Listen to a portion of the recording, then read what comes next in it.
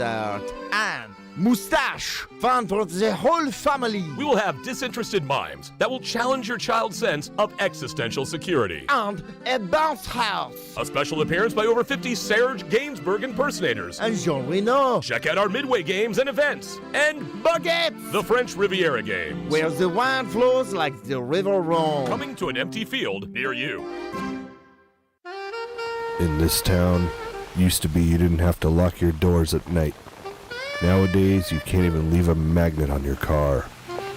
I've seen the devil in a man's eye before. Have you or anyone you know been scarred by magnet theft? Well, I sure wish there was somebody we could trust, you see. Well, then you called the right number. The safe recovery of your magnet gets my ticker thumping.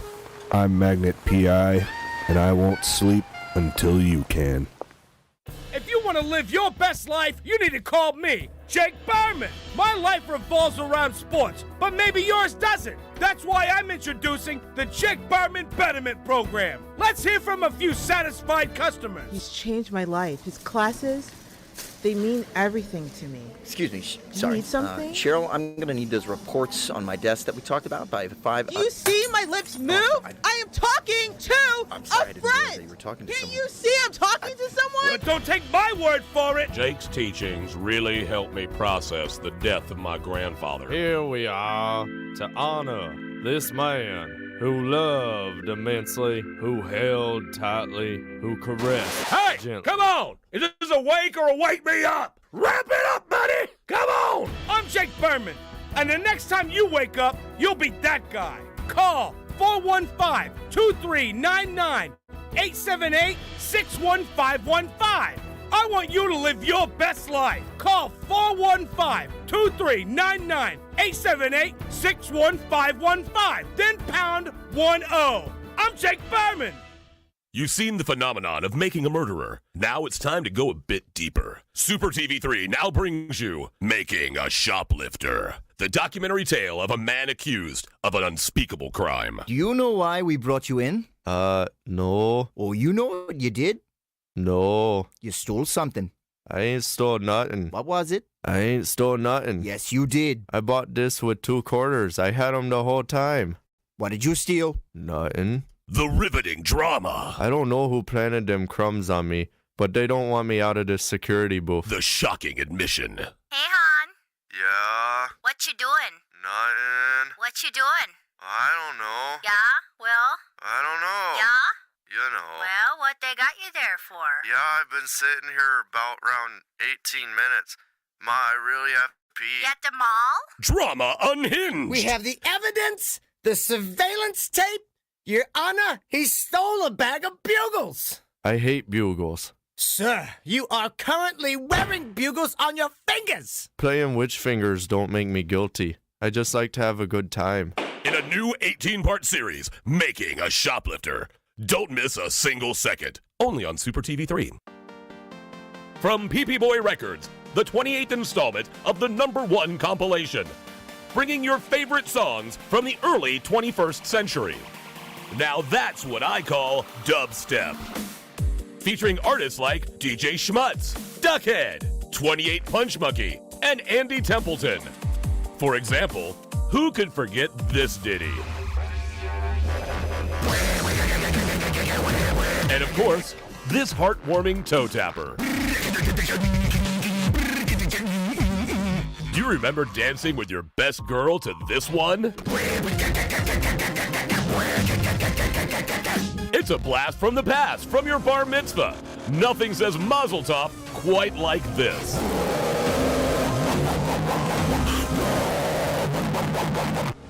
Now that's what I call dubstep. Only on PP Boy Records.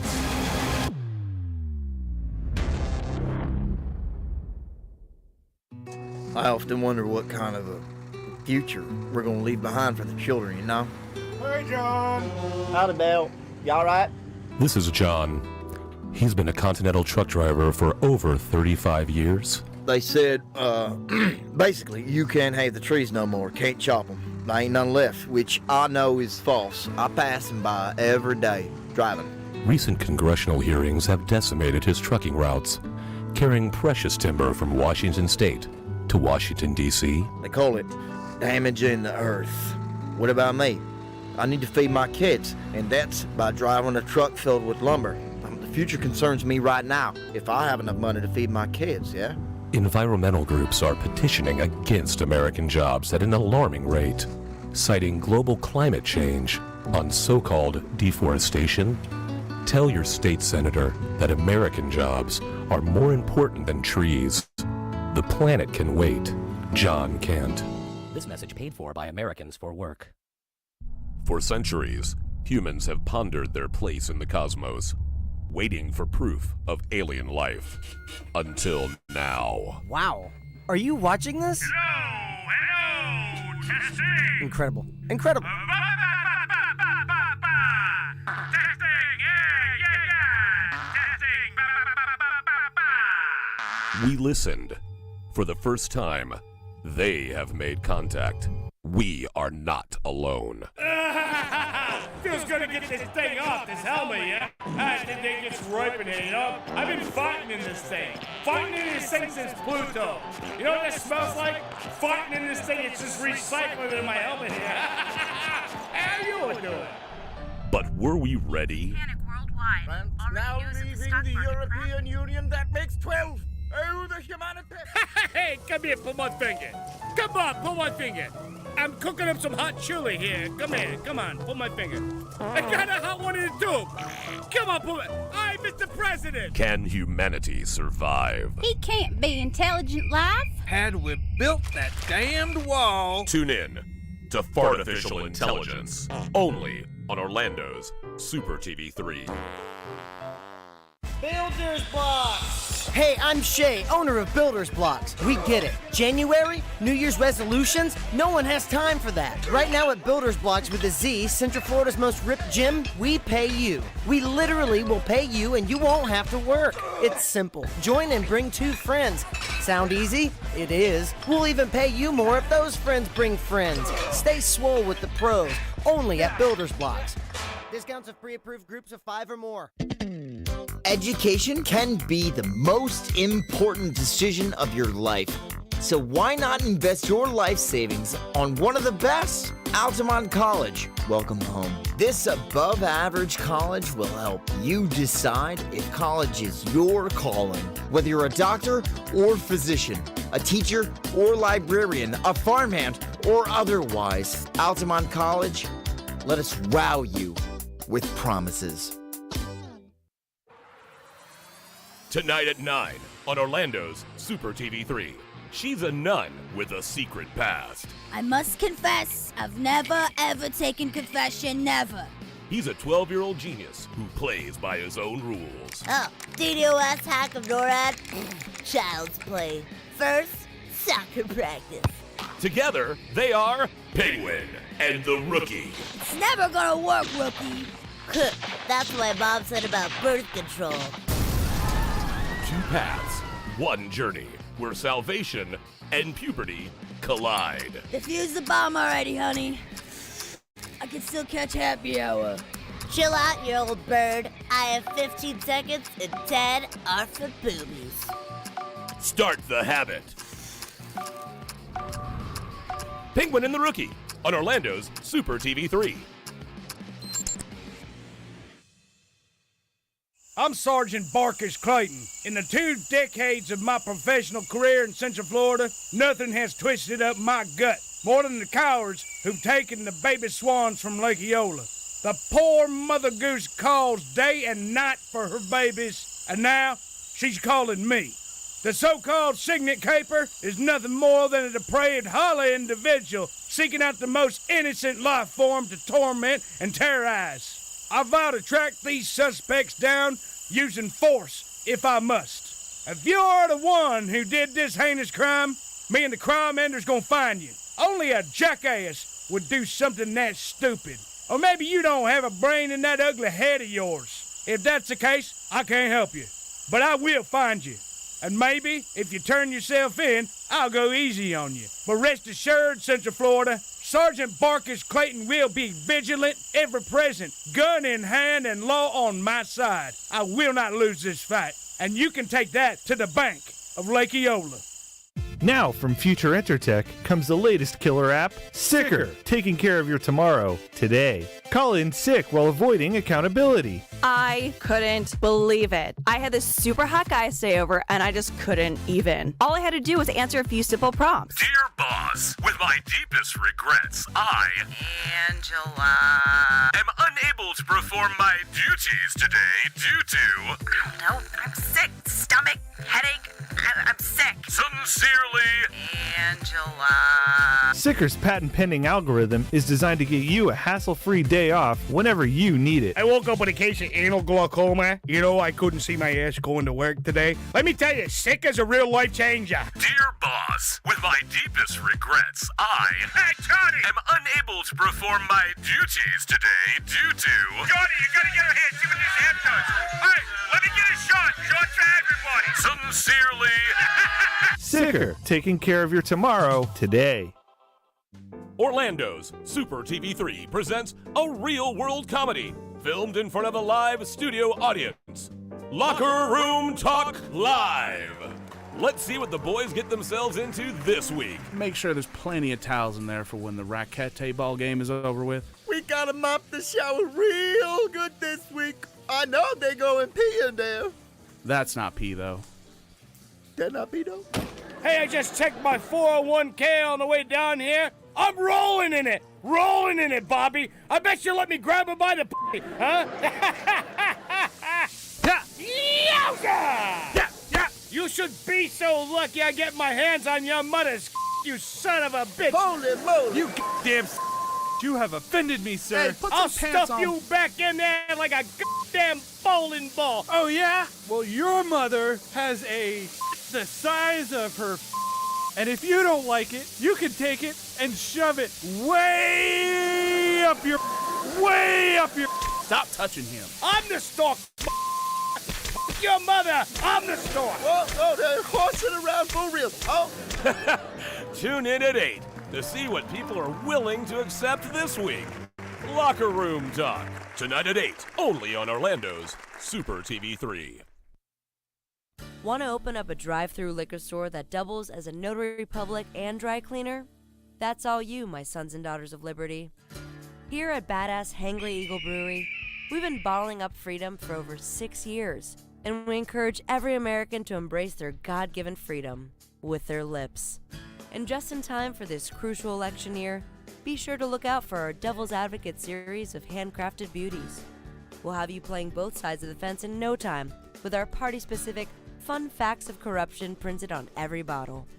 Our Build-A-Wall VIP beer will infuriate your liberal friends, and our cover-up coffee porter will alienate your conservative ones.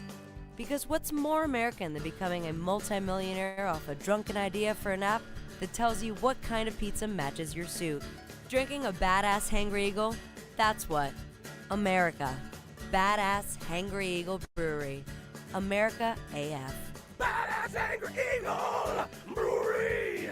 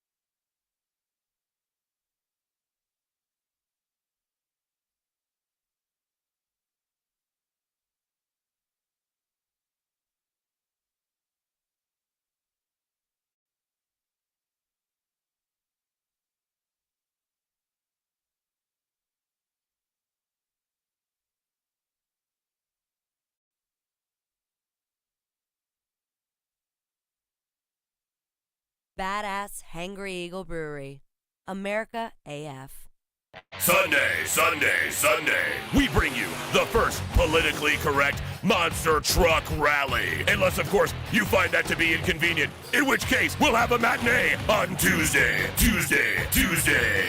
Featuring such non-offensive sports vehicles as appropriately sized foot, mild-mannered canine, funeral service worker, and son of funeral service worker, who, although slightly younger, still gets paid a living wage. And current DC Truck Rally champion, I'm okay with our country having a black president. Price admission includes the entire seat, but you'll only need the edge. Sunday. Try to respect the wishes of our neighbors and keep the noise down. Imagine the opulence of Broadway captured via video. Behold, the future of Broadway is no longer confined to Manhattan. Introducing Super TV3's latest production, Hamilton the Musical. Yes, Hamilton the Musical will take you on a tanned journey through the eyes of arguably this generation's greatest actor, George Hamilton. Written in a sing-song fashion, George Hamilton speaks about his upbringing.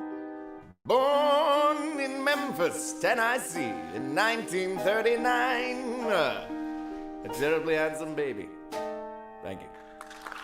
George Hamilton offers us his greatest asset in his singing voice, like this song called It's Like Love at First Bite, and gives crippling insight into the dark side of Hollywood. Susan St. James has halitosis. Take that one to the bank. Thank you. George Hamilton is George Hamilton in Hamilton the Musical. And I says to him, you know, I was in The Godfather. The bad one. Kentucky Fried Chicken in my hand, in my mouth, and in my hand. Only on Orlando's Super TV3. Ginkgo Kielbasa, from the people who brought you Energy Brat, comes a taste you'll never forget. Ginkgo Kielbasa! The first time you met the love of your life and the smell of the air.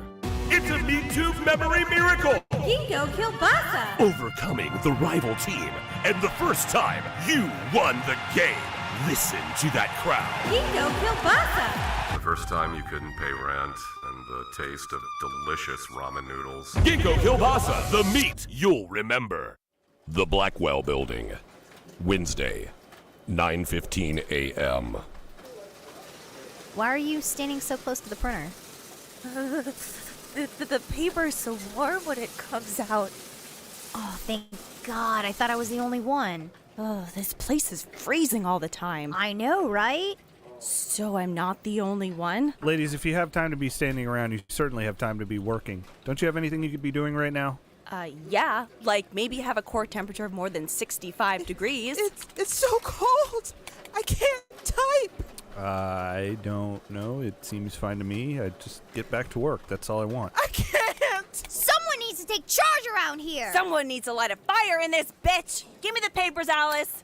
Wait, what? Men are always telling women what they can and can't do with their bodies. Now they have a stranglehold on the AC. Hold on. The thermostat is right over there. Literally, I can see it from here. It's 20 feet away. I have no control over that. Oh, right. It's always somebody else, never you, Harold. Smash the windows! You guys realize this is a felony, right? My nipples could cut diamonds, Harold. Diamonds. Like, you're going to jail, or at least there's a hefty fine. Cold as hell, and I'm not gonna take it anymore! Did you know male-controlled thermostats are the #1 leading cause of workplace violence? Don't be Harold. Always keep your thermostat set to 82 degrees. It's the only way to stay safe. This is not a political ad. If it were a political ad, you would know, because it would begin with dark and somber music as I talk about the person I don't want you to vote for, like this. Also, I would drop my voice a little to sound more ominous as I tell you things about the candidate that are designed to scare you about the future if they were elected. Facts are not important here because I'm just trying to manipulate your feelings. But I don't want to end there. Now I want to make you feel good. So we'll switch to more upbeat music here, as I now tell you the person for whom I want you to vote for. Again, facts are not important here. We will just say things like our candidate will provide better schools, and lower taxes, and puppies and kittens for all. Finally, if this were a political ad, you would hear a statement about who is paying for this, like a political action committee, which raises millions of dollars from the very wealthy with hopes of getting you to vote for the candidate that they think will benefit them the most. The Phillips File is responsible for the content of this ad about the making of a political ad.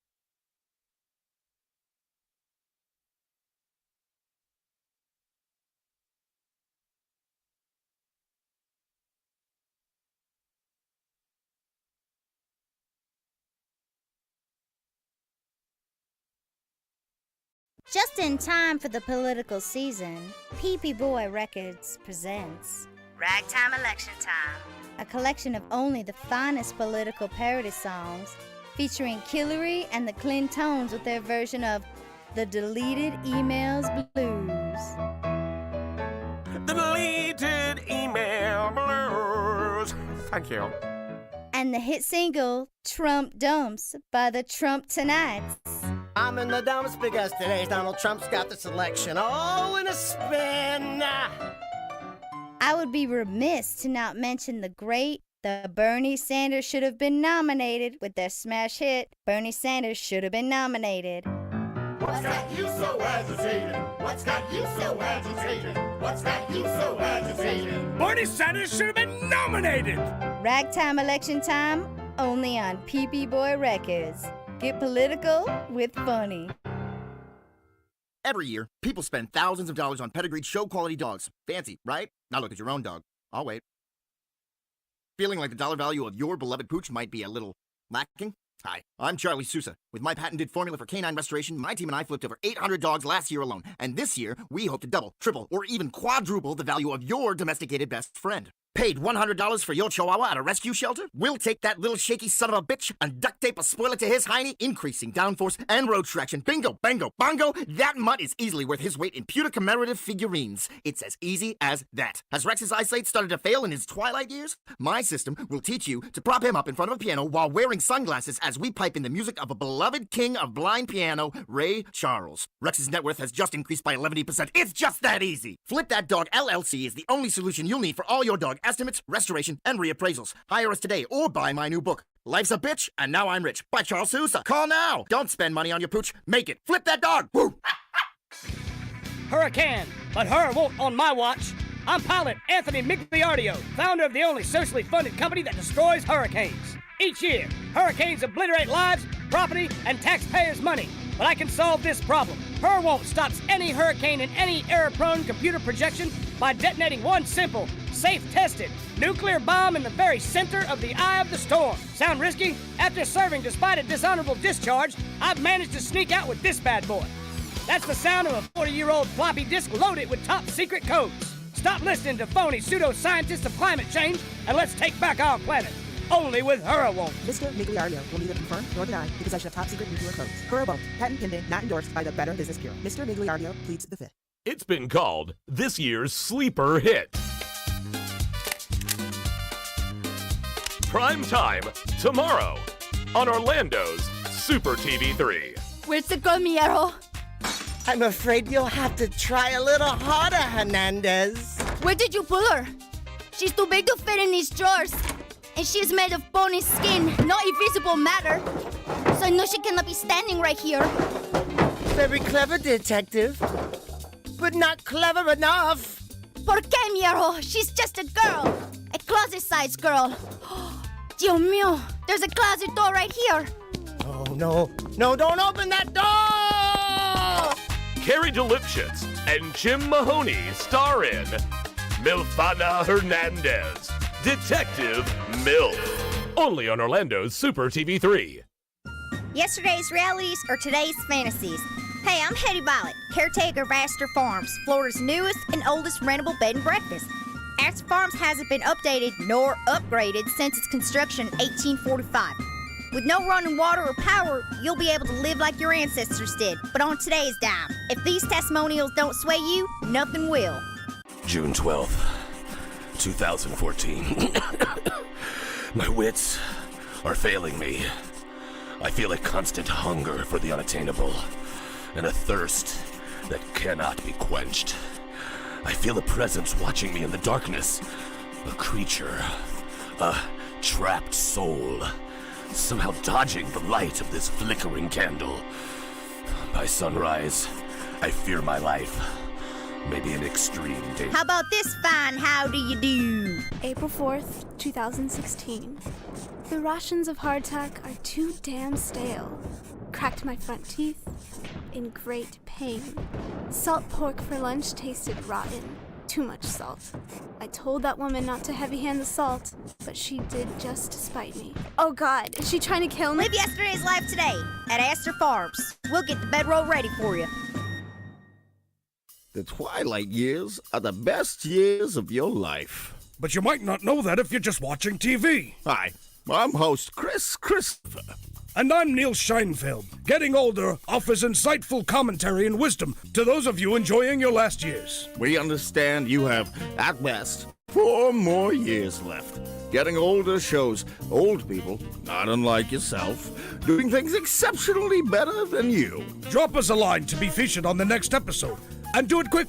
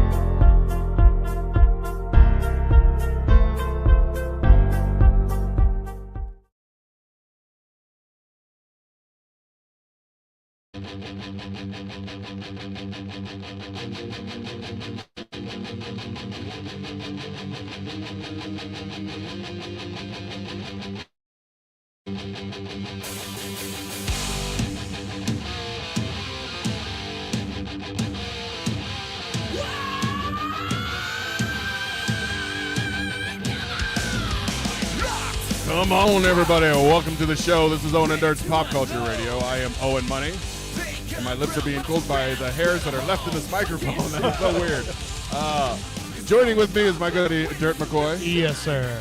Also, packed house. I don't know if y'all can see, but we got the beardless wonder, I can call him now, Bushy. How's it feeling? It feels better, but it doesn't feel better. I understand. Every time I see myself walking into a store, you know, like in the full-length glass or whatever, I'm like, Who the hell is that? I'm like, look at that woman. That's an ugly woman. You look like a, I don't know, angry, Rosie O'Donnell. Or something. Oh, man. I do. I basically look like any lesbian now. No, you don't. He kind of looks like Artie Lang if he never did coke. Yeah. You look like a clean and sober Artie Lang. Yeah, that's not a bad. Is that a bad thing? No. I don't think so. I was I'm really good at hiding shit then. Well, you know what, Bushy, I'm glad you're here again. You know, because we got some celebrities calling in tonight, and a lot of them have something to say to you. But before we get to all that stuff, we also, I don't know if you've noticed, the lovely Boston Brit is here, and not only is she showing off her beautiful pregnant belly and cleavage. For the first time ever, we've had a baby in the yes, studio. we have Samantha with us. It's so weird because this is not a baby-friendly show. And She's too young to remember any of this shit. She's trying to grab the mic. I see what she's doing. But no, we had a little issue at the house, the babysitter and stuff like that. So anyway, long story short, the baby's here. And she's going to sit in. And it is a special today because we got some news a few days ago. Fine, even though she's, hit 5 months now, babe? Yes. 5 months pregnant? Yes, 5 months. We finally found out the sex, the gender, and we're going to reveal that in a little bit. We're going to call my grandmother and see if she's be at least bit like emotional or excited about like having another grandkid. Probably not. She'll probably be more interested in talking to you, Bushman. But Have you guys told her that I shaved? Mm-hmm. Yes. You did? What'd she say? She didn't care. She didn't care? No. Oh, okay. I'm she'll back in. You thought it was like Samson's hair, like you shaved your beard, so now Grandma's not going to want to. Well, I will tell you Fuck this: Bushy. throughout my beard career, genuinely, the people that you date when you have a giant beard would not date you without the beard. Without the beard, and vice versa. I've had so many women. You know, I've showed them. I'm beardless. I show them pictures with a beard. Oh, that's disgusting. I would never kiss you if you had that. And then vice versa. You know, you have a beard and you show someone that you're dating a beardless picture, and they're like, oh, you look like a fat, ugly chick. You don't. You look good.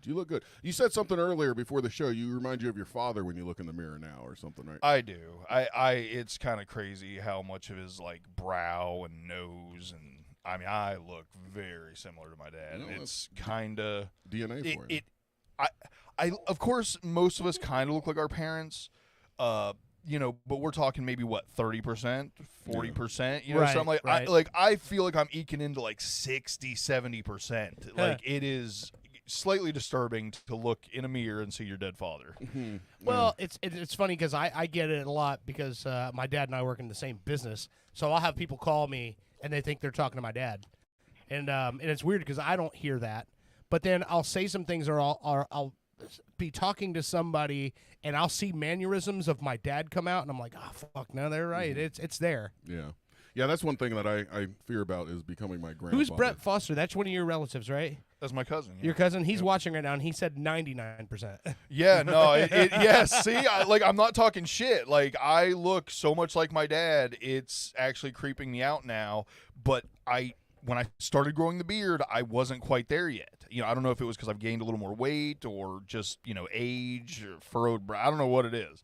Probably just poor living. But yes, no, it's funny. It's really funny that he's on there to vouch.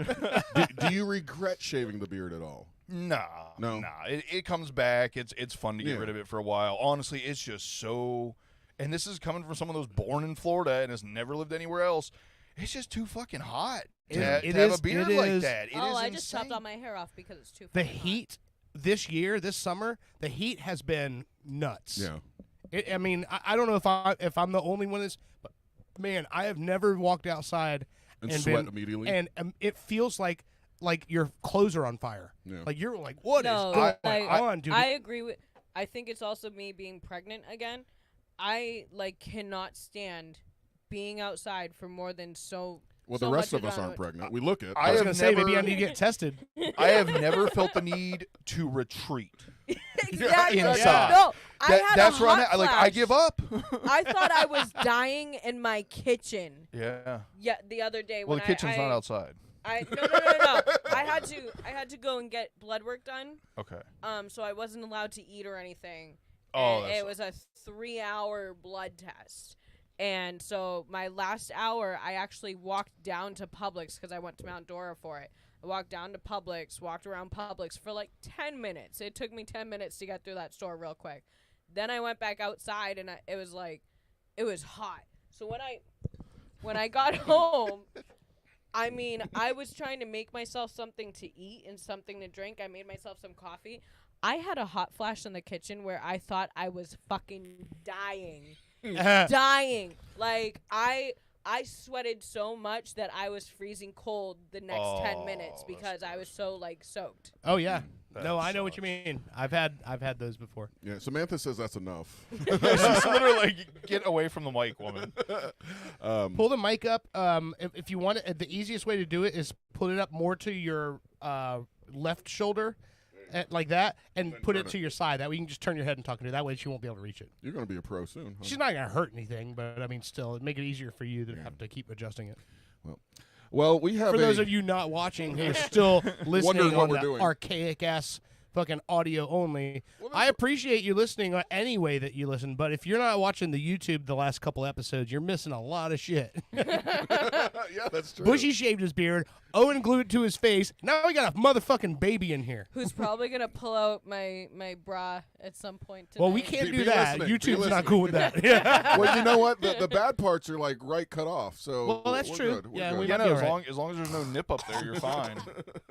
And hey, if it happens, just shove her face on your tit and be like, I was breastfeeding. And also, because I know it's eventually coming. When anybody has anything to say about the language I'm using in the presence of a child right now, that's the one stipulation I have. When people go, can I bring my kid over? And I go, can I say fuck in front of him? Because if so, yes. Yes. Trust me, this baby has heard everything. Well, it was really funny. Before you got back, I said, you know, the only thing I'd be worried about having the baby on the show is I wouldn't want to be so loud, you know, because I'd be afraid it would, like, you know, scare or upset her. And she goes, do you not realize the house she lives in? And I was like, oh, that's Seriously? right. I cannot. I do not generally yell ever. And it happens so rarely that when I come over to your house, it feels so weird when I finally have to, like, raise my voice, like, over the dogs. I feel like, because, you know, usually for me, yelling is associated with anger, you know, of some kind. Like, Right. But I used to think that too until I got with her. It feels odd to be yelling over dogs. Like, it feels odd to be yelling and just having a normal conversation. Yeah. I'm used to that in my family. Trust me. You're used to that in your city. Yeah, that's true. If Brittany's not yelling at you, she's probably pissed off. You know? So. I fucking love Boston. I honestly do. In my travels and playing in bands and touring all those years, Boston was always the city you look forward to. It was always such a fun fucking time. Yeah. But you motherfuckers don't know how to whisper. Oh, no, not whatsoever. It doesn't matter what it's about. It could literally be, hey, fucking Joey, they got fucking cream corn on sale, kid. Joey, fucking cream corn BOGO at the fucking market, at the fucking shores. Go to the fucking shores. You know, that's seriously. You know, Shaw's, Market Basket, or Stop and Shop. You know what? Speaking of this beautiful girl from Boston, the new AI stuff is fucking phenomenal and amazing what it can do. Oh, yeah. I feel like it's cheating. It is cheating in some way. But let me it's just cheating all the way. It's 100% cheating. Well, hold on. I asked AI to, and I put some little lines in there about Boston and Brit, and I said, write me a song about Boston Brit, and here's that song. Wait, whose style is this in? I forget. I think funky.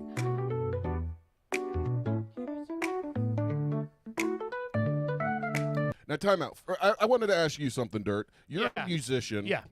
How does AI work? I mean, I've done. Hold on. How does AI work? With the music. Hey, Dirt, what's the meaning of life?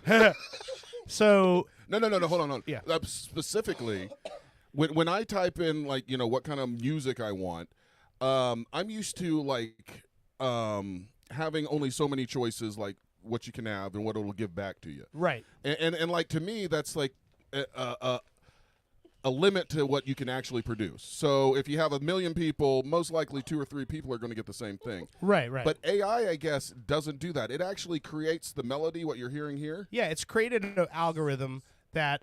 So here's the thing: music is numbers. Everything is numbers. So for AI or for computer technology to intuitively create music is really not that big of a stretch. Yeah. Like, it's really never been that big of a stretch, but what they're doing now is they're combining a whole bunch of different technologies into one thing. All right. So when it comes to like lyric writing and all of that sort of stuff, you got to figure that the internet has a database of So it's 85 fucking years of lyrical music to pull from. So it's searching from the internet. Well, no, it's not searching for the internet. It's using all of that as a database. So it's like, it's almost like you if you don't know the past, they say you don't know the past, you're destined to repeat it. Yeah. Well, the same thing goes for knowledge. So if it knows how lyrics are formulated and how lyrics are typically arranged, then it already has a baseline. It already has a template of like, okay, this is kind of the way lyrics work, and this is the way common people talk, and this is the way. Do you think there's going to be like AI albums out? Oh fuck yeah! Eventually. Oh, I think they're already out. So you asked me, do I think someone's an artist if they used AI to create something? And I like my answer. I think if AI is art, then the artist is the person who wrote the AI program. Right. I would say that. I mean, you got to go back to the source of where this art is coming from. Like, right. I can't. What I can't I can't go next door and have the neighbor's kid throw a football for me and then say I'm a pro quarterback. Right. You know what I mean? Like, Yeah. you can't just find a means to tap into something that somebody else is doing and then say, oh, yep, that's me. What if you go over to your neighbor's kid and tell him all about the football and how to throw it, and then he does it? Did you get any? Then he would be a quarterback, but you're you're an influence, but you're not the quarterback. So in the vein of music, for when it comes to AI, I would say if you plug in all of this stuff that you want for this song and then the AI produces it, I think that makes you a producer. Honestly, because what you're doing is you're basically the director. You're calling the shots. You're saying, "Here's what I want. This is how I want it to come off." So instead of finding real talent, you found the AI. Yeah, but and like I'm like one of the people that I don't honestly haven't even talked to many of my musician friends about it. But I have zero problem with this. Yeah. And the only reason I don't have a problem with it is because I figure like it's like any other product, right? If my shit's on the shelf and your shit's on the shelf, people are going to pick what they like. So if they like my stuff better, or if they like the AI stuff better than they like my stuff, that's it. It is what it is. Yeah. So I don't have a problem with it really. But I think where it will become a problem, and not. What is that? Okay, sorry. I thought you were wrapping up. Oh, I was no. slowly Not bringing it name back it. up. Like, I'm not calling anything out, but there are a ton of people in popular music right now that don't do everything that they claim to do, and they have a lot of fucking AI and multiple songwriters and multiple producers and all these other people that put their shit together for them. So the day that somebody just has an AI program record a whole album for them, and then they stand up in the Grammy, at the Grammy podium and take ownership for it, that's where it becomes a problem. Well, this week I spent a lot of time on the toilet, so I had a lot of time to make some songs. So I think I have a toilet album right here. Okay. So let's listen to Brittany's song. This is Brittany from Boston. Okay. About a minute and a half long. See if you like this shit. Brittany nicknames, Boston, mass swag in the veins, Disney dreams, Celtic scenes, cheddar mac on the brain. Family ties first, like roots in the soil. Cheddar mac on the brain. Royal, let the smooth rap uncoil. Boston's finest, attitude and heart. Disney magic, Celtic pride, she's a work of art. Family first, love strong, never apart. Mac and cheese dreams from the very start. From Massachusetts soil, where the history's deep. Boston born and bred, where the legends sleep. Celtics chants loud, playing horse on the creek. Disney flicks playing, falling dreams so steep.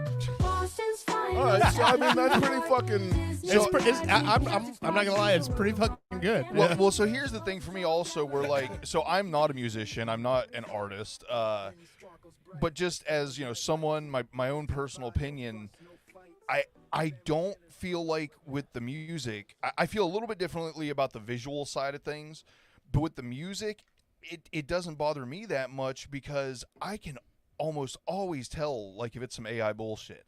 You texted me, hey, I wrote a song for the show, and I was like, cool. And when I played it... No, I said I wrote you a song about your beard. Right. But regardless, you said you wrote a song, and then you sent it to me. Yeah. And while, obviously I didn't think you I didn't send that song. I wrote another... Or I sent you another song that I made for the show. Okay. But I got a song for you. Hold on there. Well, regardless, all I was going to get at was I didn't want to be rude because I didn't know how much of the song you wrote. But when I was listening to it, I was like... This is some AI shit. Yeah, like of for course. me, I mean, even I'm not some trained musician, I can always hear when something is like some AI stuff. It's actually I feel like they're using a lot of writing in video games now as sure. AI, and you can tell it is fucking horrible. There is just something it's I don't know if dehumanizing is the right word, but it doesn't have that human element. There's just something it's missing. It's dead behind the eyes. So I would agree with you on that, but here's the problem. 90% of the population that consumes this shit doesn't see what you're seeing. They're not going to know the difference. Yeah. They're not going to know the difference. Like I am a Renaissance man, goddammit. You could, if you had somebody pose as the singers in that song and put them on TV performing it, no one would ever know. Most people would never know that was AI written. They would just go with it. Well, I mean, that's just because and the worst part is they wouldn't care. Even if you exactly. Told them. Yeah. I think that's the sick part. Well, I mean, we know people that do AI like art, like they make a picture and they're selling it and stuff, and that's the same thing, only a different medium. So it's kind of like the lines are kind of a little weird. But listen to this song. This song, I inputted a couple things for you there, Bushy, and we talked about your beard. And this is called The Beard I Once Had. Bushy saved his long beard, fell out and free. It's a country song. I couldn't tell. All right. Whoops. Come on. Play it again. God damn it. But song like losing part of me. Feels like shit a friend. Neath the barber's chair. Life shifts strange that way, catching me unaware. Wipes his mouth easier, nothing catching no more. Owen's grandma still loves him like she did before. Oh my god, okay, I take it back. I love AI music. Good hair, showing off his chin. Tip of the hat to a new life to begin. The beard I once had, it was part of my soul.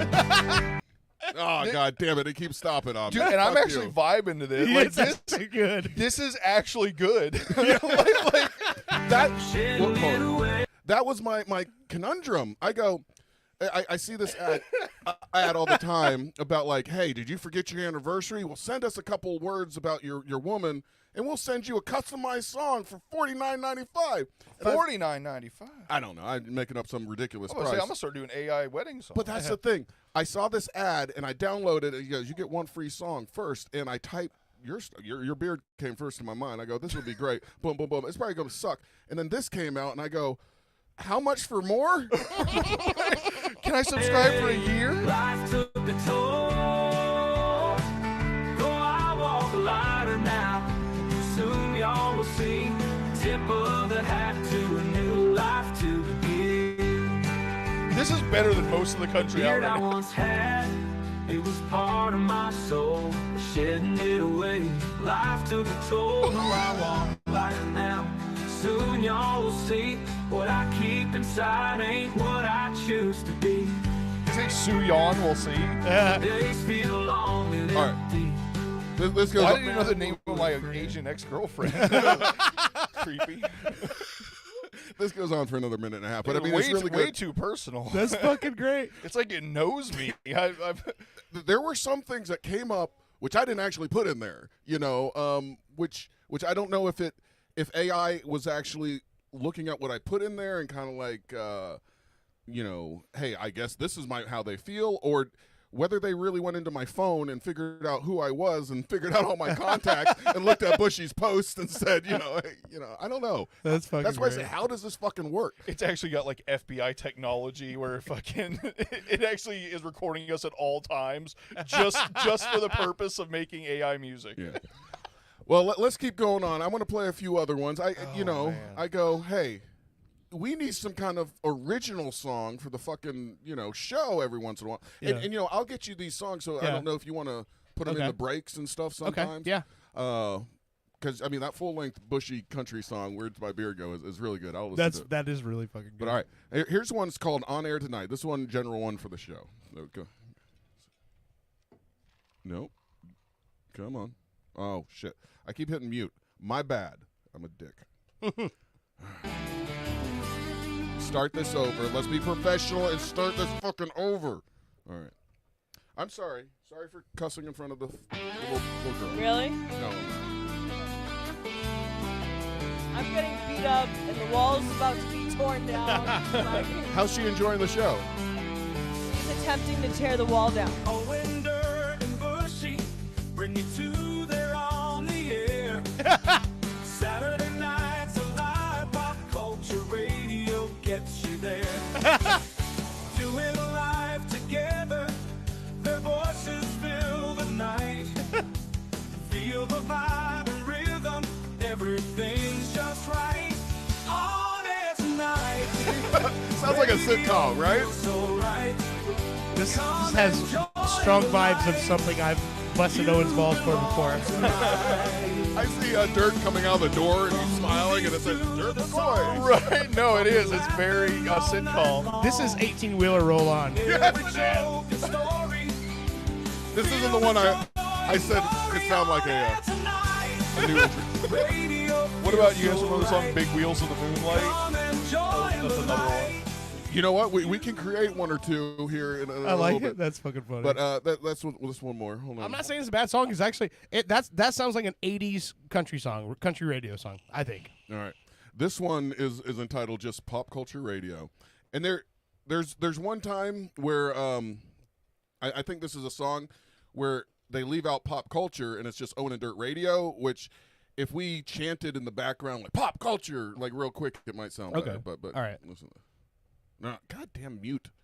I need to learn how to fucking use my computer. Yeah, I've been meaning to talk to you about that. The fucking baby's here. It's throwing me off. Oh, sure. Yeah. Wonders on air tonight. Pop culture friends. Right live on Saturday night. Feel that energy ignite. This is like a... Dirt's on air tonight. Pop culture blasting bright. Live on Saturday night. Feel that energy ignite. It's like some 21 Pilots shit.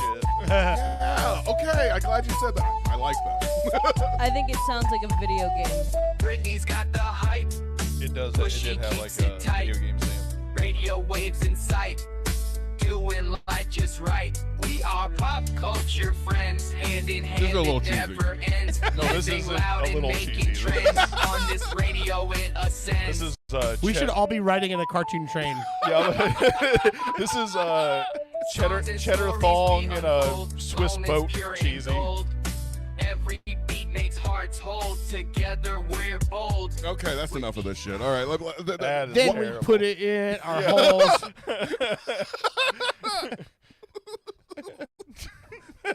Stop. Okay, We're all multi-sexuals. All right, here, one more song, I think. Well, there's a couple more songs, but this one. It goes in the breakdown. We got 3 holes. We got 3 holes. Put it in our holes, cuz we got 3 holes. I feel like it's Fuck that shit. I just wrote a song. I was, I was just about to say, can I please be a part of the "We Are 3 Holes" track? Because we all have 3 holes. I feel like I got half a verse already. During the break, I'll get Taylor Swift to sing that song. Okay. She's got 3 holes. All right, here's my favorite one. She might have more. Wait, your favorite Taylor Swift hole? All right, here we go. What's this? Owen and Dirt's Radio. Pop culture. Owen and Dirt united. 2 voices in the night. On air they share the madness with a touch of twisted light. Pop culture in the static. Radio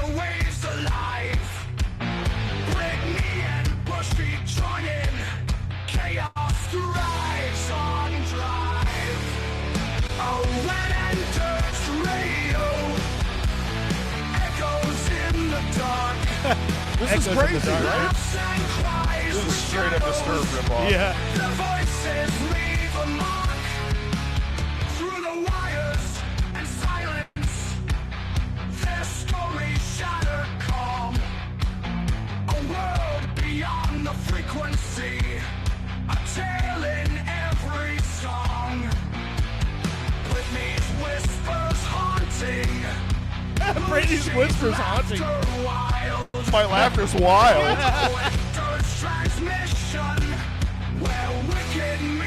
How'd they know about your transmission in your truck? All right. So anyway, this AI stuff like blows my mind. So I'm gonna They're be reading your text messages. I know. That's what about I'm that quote fucking transmission. Are they like getting into your phone? Because I had to sign in with my Google account. That's what I'm saying. How does AI work? But all right. Like, write this guy a metal song about his radio show, and by the way, he's got a bum transmission. Exactly. He takes it into 2332 East Loma Avenue to get his service every day. All right. What? I've got one more song to play, AI song. Service tech's name is Jay. And then I think we should take a break because my drink disappeared. Okay. I don't know what the fuck All right. happened. And then I'm getting beat up by the baby. All right, well, that's not my problem.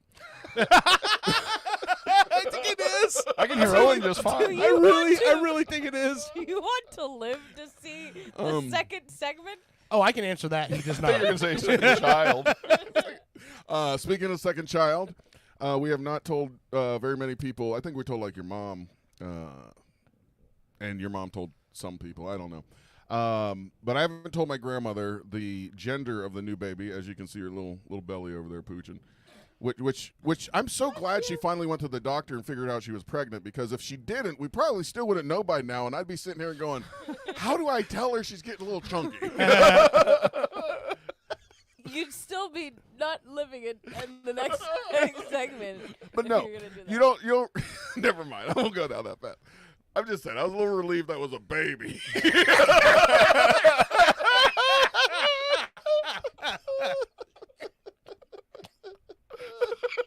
Is that not right to say? Okay. This song I shouldn't have to answer that question for you. This song will make up for what I just said. In this song, it will reveal, if you listen closely, to what we're about to have. And I wrote this for you, baby, because I love you. This is a very 90s vibe too, right? It's a very Pet Shop Boys. I feel Stranger Things vibes, not 90s. I was like, how did David Bowie know this is the gender of your child? He might be the father. David Bowie is the Labyrinth. Whispers in the wind. Had a girl in October. New life will soon begin. December's drawing near. Baby boy will arrive. Oh, shit. One of each. There you go. That's always the perfect thing, right? If you know one of each. Yeah, and your grandmother is right now. Cut it off. You're good. You're good. You got one of each. Well, Get the Lapas. We're going to call her in a few minutes, and we're going to let her know that she's going to have a great grandson. This will be her first, and maybe we'll get some kind of emotion out of her, other than, what's she doing? You know? But anyway, all right. Well, I'll get you these songs so you can play these later, Okay. In the break sometimes. Not tonight, but that's enough of this that's enough of this AI shit. When we get back, we're going to talk to my grandmother, and then we got some real-life celebrities calling in, not coming in, that have nothing to do with AI, I promise. Okay. And actually, we have an actual human being songwriter here that I'm going to play from the new Enough About Me, The Real Fritz. So the new Fritz album came out while we were on break, August 2nd. And it's really hard to pick which songs I want to play off this record. But this one I'm going to play first. This is the one I was going to end on, but I think I know what I want to end on more than that. So this song was written by Fritz, and then he brought it to Luscious Lisa and Sabrina Ambra right at the time when the Pulse shooting happened.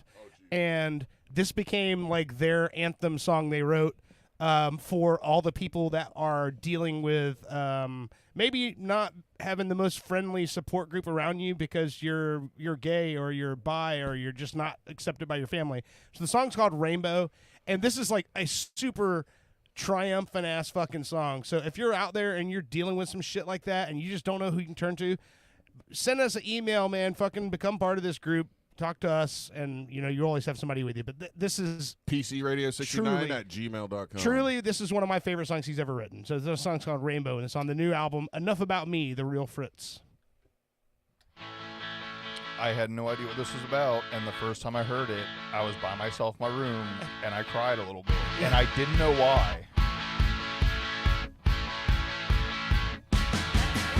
A sad day in the news can make you lose your mind and cry and break you down.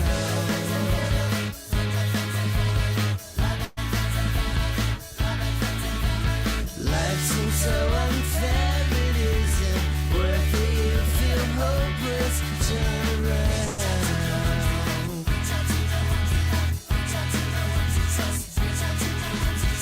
Holding on to pain is painful. The only way to go is letting go. That's my favorite part.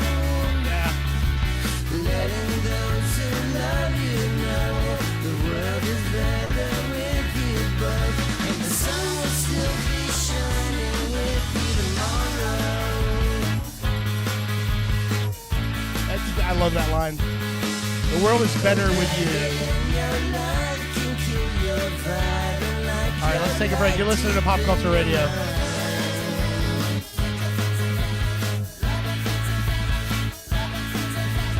When it rains, it pours on buckets, and like it seems it's never on your side.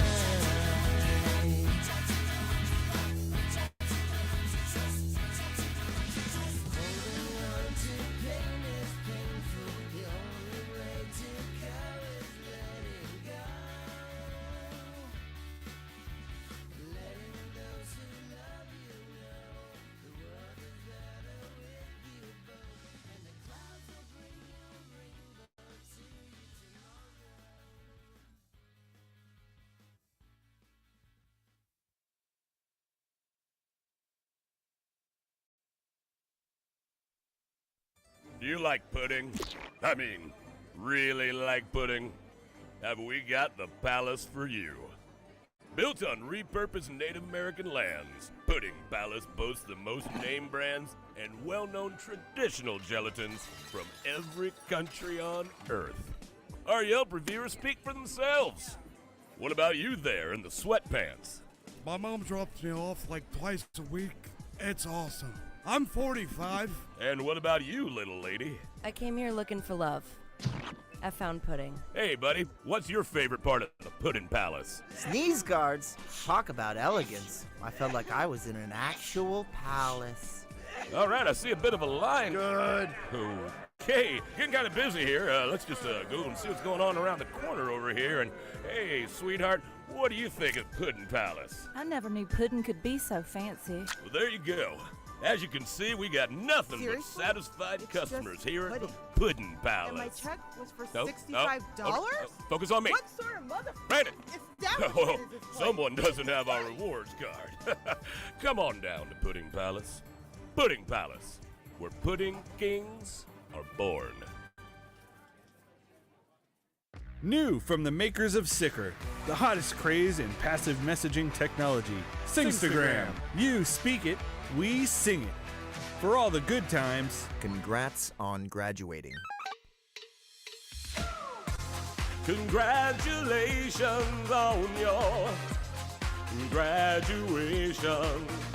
And the not so good times. Sorry to hear about your loss. Ooh, your grandma's dead. Sorry for your loss. When you have a song in your heart, but you can't quite get it out. New phone, who dis?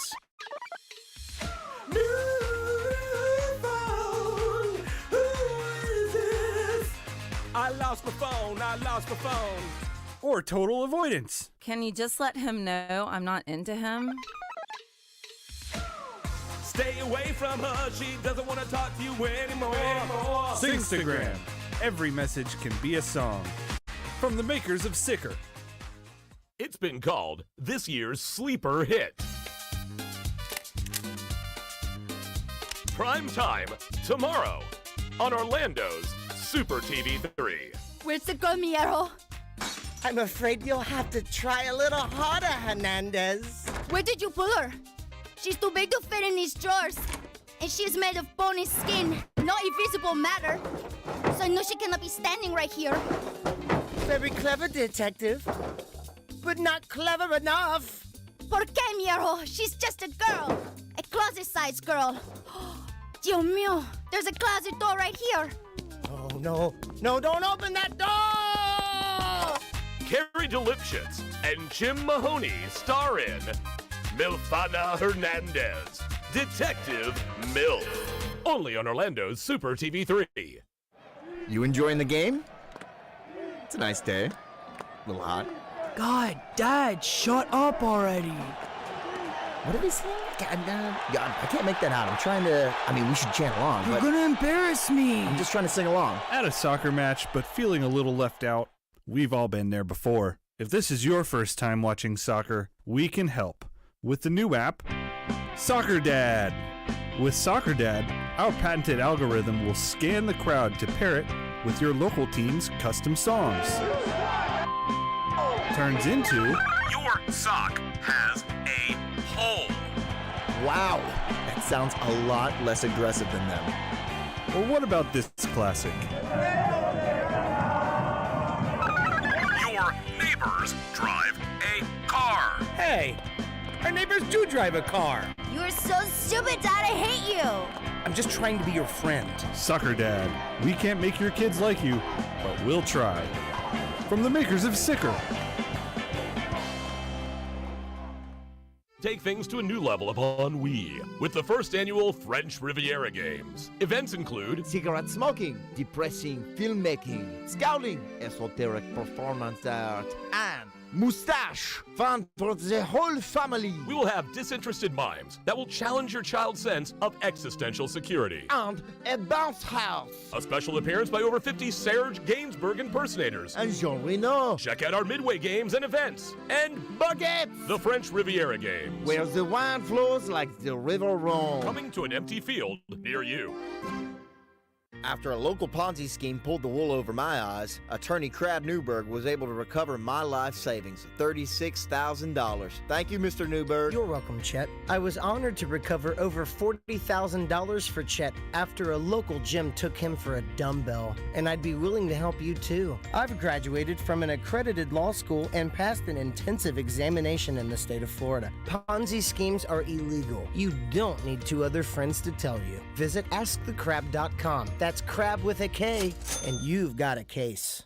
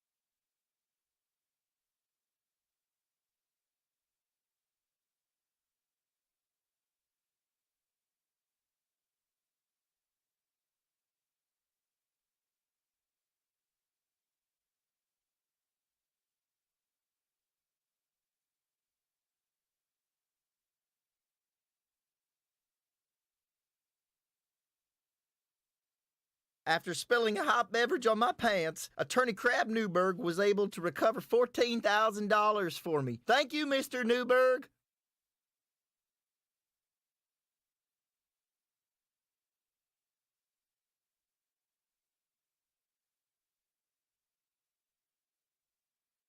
However, I specialize in only one area, you. Go to AskTheCrab.com and see what Crab Newberg can do for you. With Crab Newberg, you've got a case. After my grunkle misdiagnosis, Attorney Crab Newberg was able to recover $140,000 for me. Thank you, Mr. Newberg. You're welcome, Valentino. I was honored to recover $140,000 for Valentino, and I'd be willing to help you too.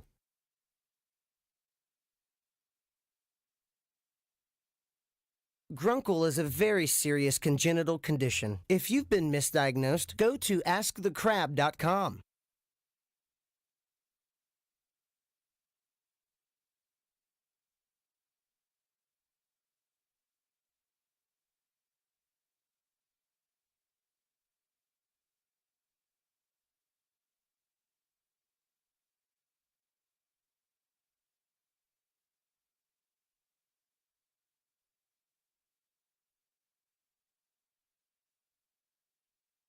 After being laid off, Attorney Crab Newberg was able to recover $2.1 million for me. Thank you, Mr. Newberg. You're welcome, Joe. I was honored to recover $2.1 million for Joe after he was fired from his job, and I'd be willing to help you too. I've graduated from an accredited law school and passed an intensive examination in the state of Florida. No one has the right to treat you like dirt, but if they do, I will make them pay. Simply go to AskTheCrab.com and see what Crab Newberg can do for you.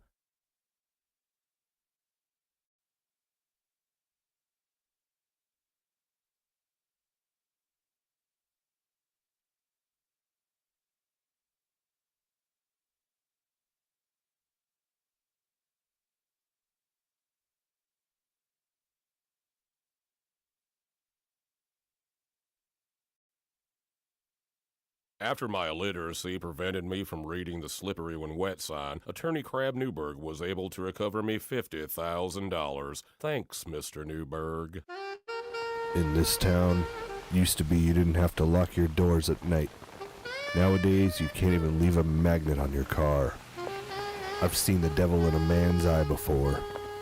Have you or anyone you know been scarred by magnet theft? Well, I sure wish there was somebody we could trust, you see. Well, then you called the right number. The safe recovery of your magnet gets my ticker thumping. I'm Magnet P.I., and I won't sleep until you can. You fellow wenches!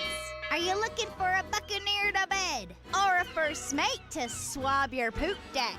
Well, no one should have to face scurvy alone. Visit piratesonly.com. Think of the pirate possibilities, such as Clamdigger 69. I'm Clamdigger 69. I have plenty of toys and eccentric things in Davy Jones's locker, if you know what I mean. Again, that's Clamdigger 69. But let's not forget about Make My Roger Jolly. I'm Make My Roger Jolly. Allow me to be the first one to truly discover your booty. I'm Make My Roger Jolly. Pirate 542. Arr, arr, arr. And Cabin Swain too. Hey, don't forget about me. I'm Cabin Swain too. You can come and frolic around my mizzenmast. I'm Cabin Swain too. Find your buried treasure at piratesonly.com, where X marks the spot. Want to open up a drive-through liquor store that doubles as a notary public and dry cleaner? That's all you, my sons and daughters of liberty. Here at Badass Hangry Eagle Brewery, we've been bottling up freedom for over 6 years, and we encourage every American to embrace their God-given freedom with their lips. And just in time for this crucial election year, be sure to look out for our Devil's Advocate series of handcrafted beauties. We'll have you playing both sides of the fence in no time with our party-specific fun facts of corruption printed on every bottle. Our Build-A-Wall VIP beer will infuriate your liberal friends, and our cover-up coffee porter will alienate your conservative ones. Because what's more American than becoming a multimillionaire off a drunken idea for an app that tells you what kind of pizza matches your suit? Drinking a Badass Hangry Eagle? That's what. America. Badass Hangry Eagle Brewery. America AF. Badass Angry Eagle Brewery!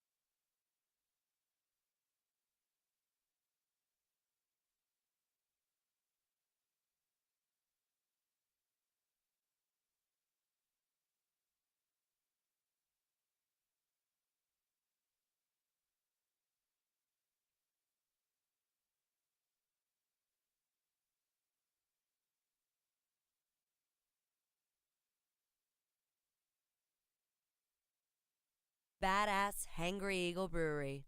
America AF. I'm Julian Assange, owner of Julian Assange's Sausage House, located at Flat 3B in the Embassy of Ecuador in London. If you can't get enough of hundreds of thousands of leaked emails about banal topics of insignificance, at least fill up on me sausage. And for dessert, enjoy a conspiracy in 3 delicious flavors. Crooked Clinton coconut, don't deport me bro mango, and hacker's surprise. No surprise here, it's criminally good. Haha. Julian Assange's Sausage House, in the Embassy of Ecuador in London. Help pay for me cost of living. Free sausage to Swedes. Imagine the opulence of Broadway captured via video. Behold, the future of Broadway is no longer confined to Manhattan. Introducing Super TV3's latest production, Hamilton the Musical. Yes, Hamilton the Musical will take you on a tanned journey through the eyes of arguably this generation's greatest actor, George Hamilton.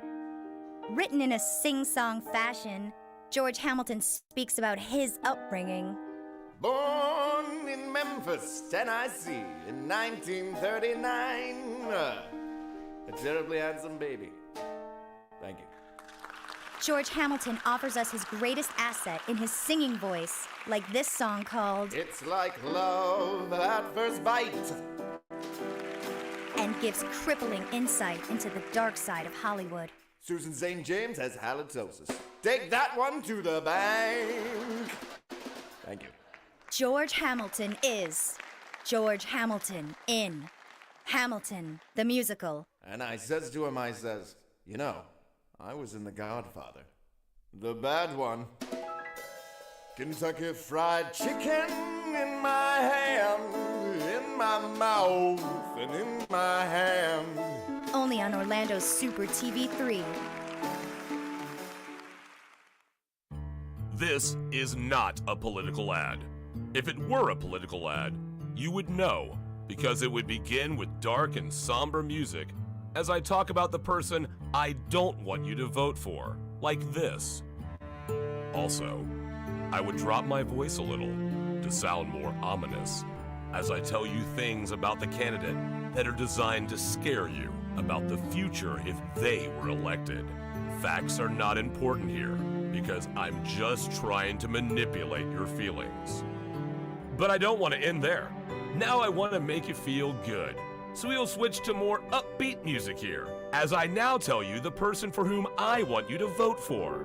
Again, facts are not important here. We will just say things like our candidate will provide better schools, and lower taxes, and puppies and kittens for all. Finally, if this were a political ad, you would hear a statement about who is paying for this, like a political action committee, which raises millions of dollars from the very wealthy with hopes of getting you to vote for the candidate that they think will benefit them the most. The Phillips File is responsible for the content of this ad about the making of a political ad.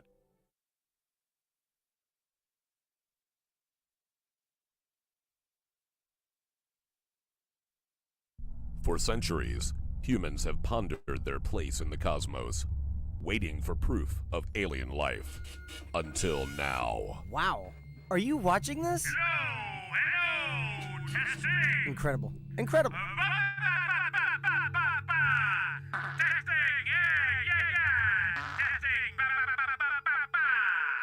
We listened. For the first time, they have made contact. We are not alone. Feels good to get this thing off, this helmet, yeah? I think they just ripen it, you know? I've been fighting in this thing. Fighting in this thing since Pluto. You know what that smells like? Fighting in this thing, it's just recycling in my helmet here. How you doing? But were we ready? France now leaving the European Union. That makes 12. Oh, the humanity. Hey, come here, pull my finger. Come on, pull my finger. I'm cooking up some hot chili here. Come here, come on, pull my finger. I got a hot one in the tube. Come on, pull it. Hi, Mr. President. Can humanity survive? He can't be intelligent life. Had we built that damned wall. Tune in to Fartificial Intelligence, only on Orlando's Super TV 3.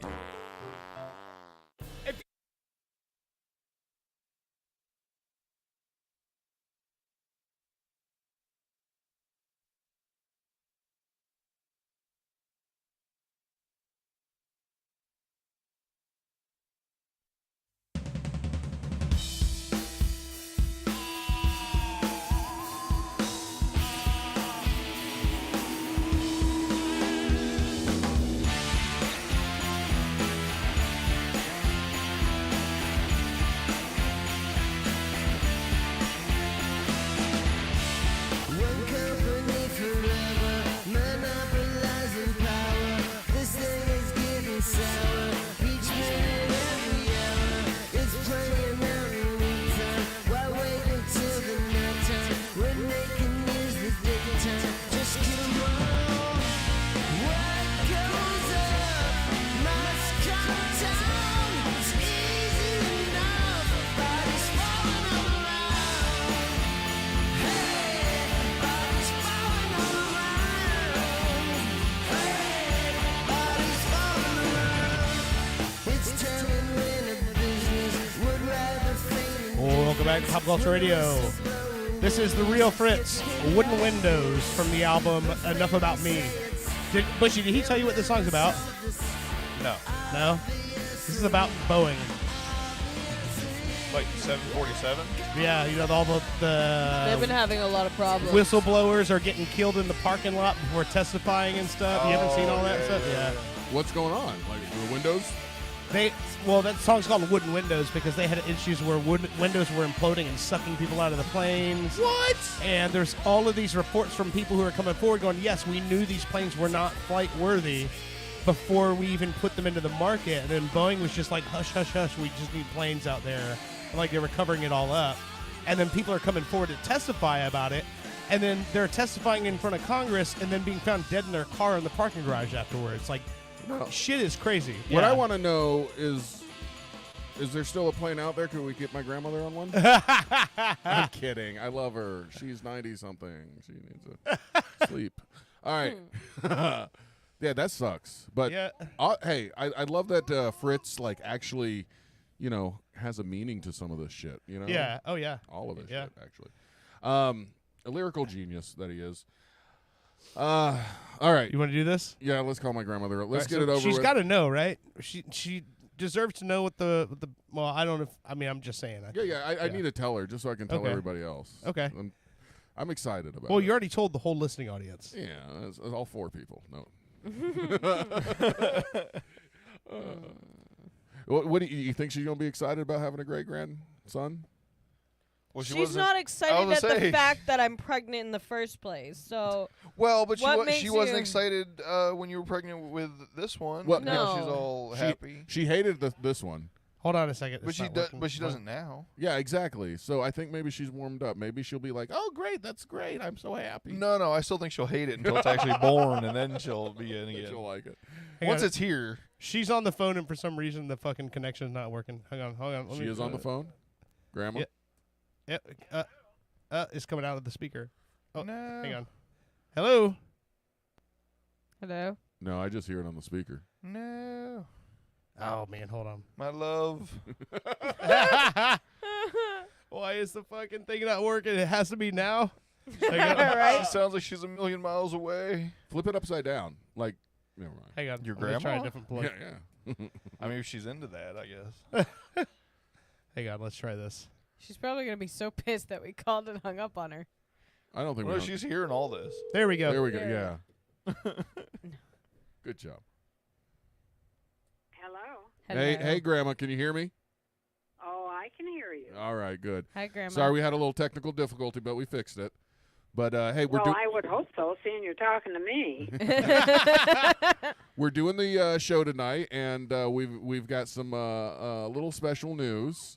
Do you remember that Brittany's pregnant again? Right? Unfortunately, yes. Oh, God damn. I told you she's not happy about us being pregnant again. That's cold. She just knows it's going to be a lot of work, but we can handle it. We can handle it. Do you have any idea what the gender is going to be, Grandma? I'd have to look at her. You'd have to look at No, Brittany. no, Wait, you they're- can tell like that? Yeah, because they say that when you're having a girl, you carry high. When you're having a boy, you carry low. Well, you shouldn't get high while you're pregnant, whether it's a girl or Oh, a boy. Jesus Christ. Well, okay. Well, Grandma, if you had a choice between having a third granddaughter or a first great grandson, which one would you have? Which one would you prefer? Well, what difference does it make? Because it's already made. So good. Well, all right, yeah. Well, Grandma, I know you have two great granddaughters. Do you want to know what the gender is, or do you want to wait till it's born?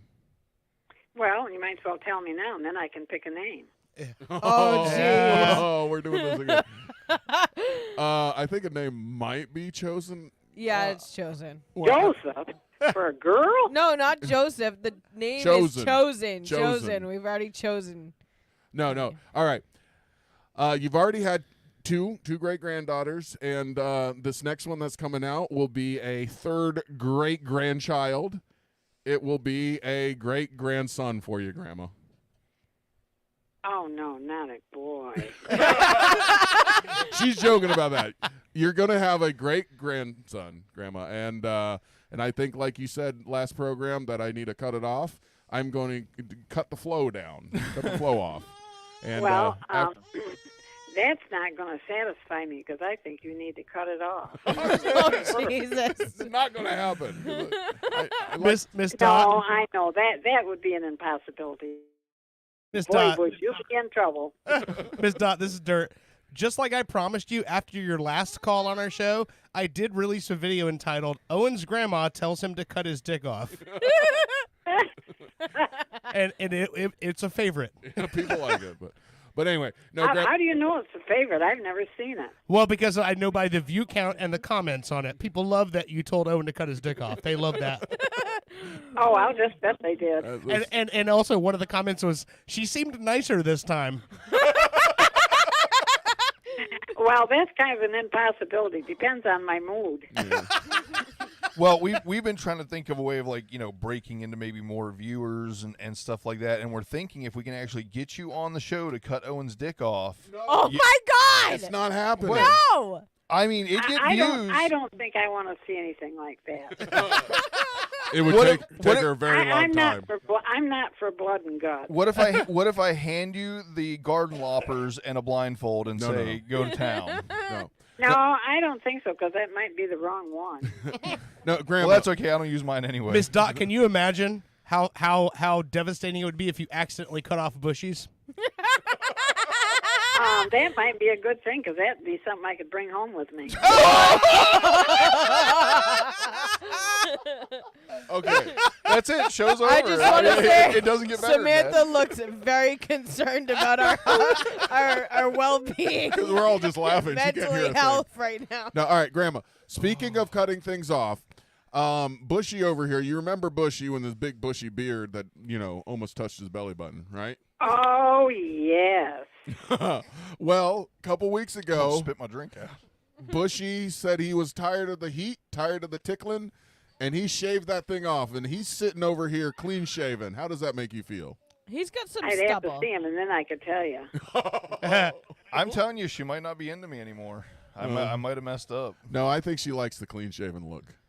Okay. I'm just saying. And beards grow back. Yeah. Yeah. If you don't like it, I'll grow it back for you. Is that okay?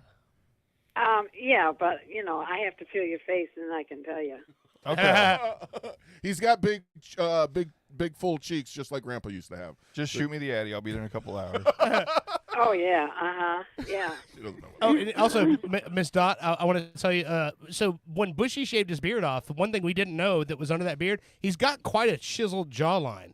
He's got one of those jawlines, and the jawline to the chin, very reminiscent of like a young Gary Cooper. That doesn't make any difference to me because I never cared for Gary Cooper. Who the hell is Gary Cooper? He's an old actor. Oh, but it's like, he's dead and buried, I'm sure. Oh yeah, definitely. he was old when you were a young filly. Absolutely. Grandma, I have something to tell you. Uh-oh. What? Uh-oh. I enjoy your company so much more. Why is that? Because you help us out so much with Samantha.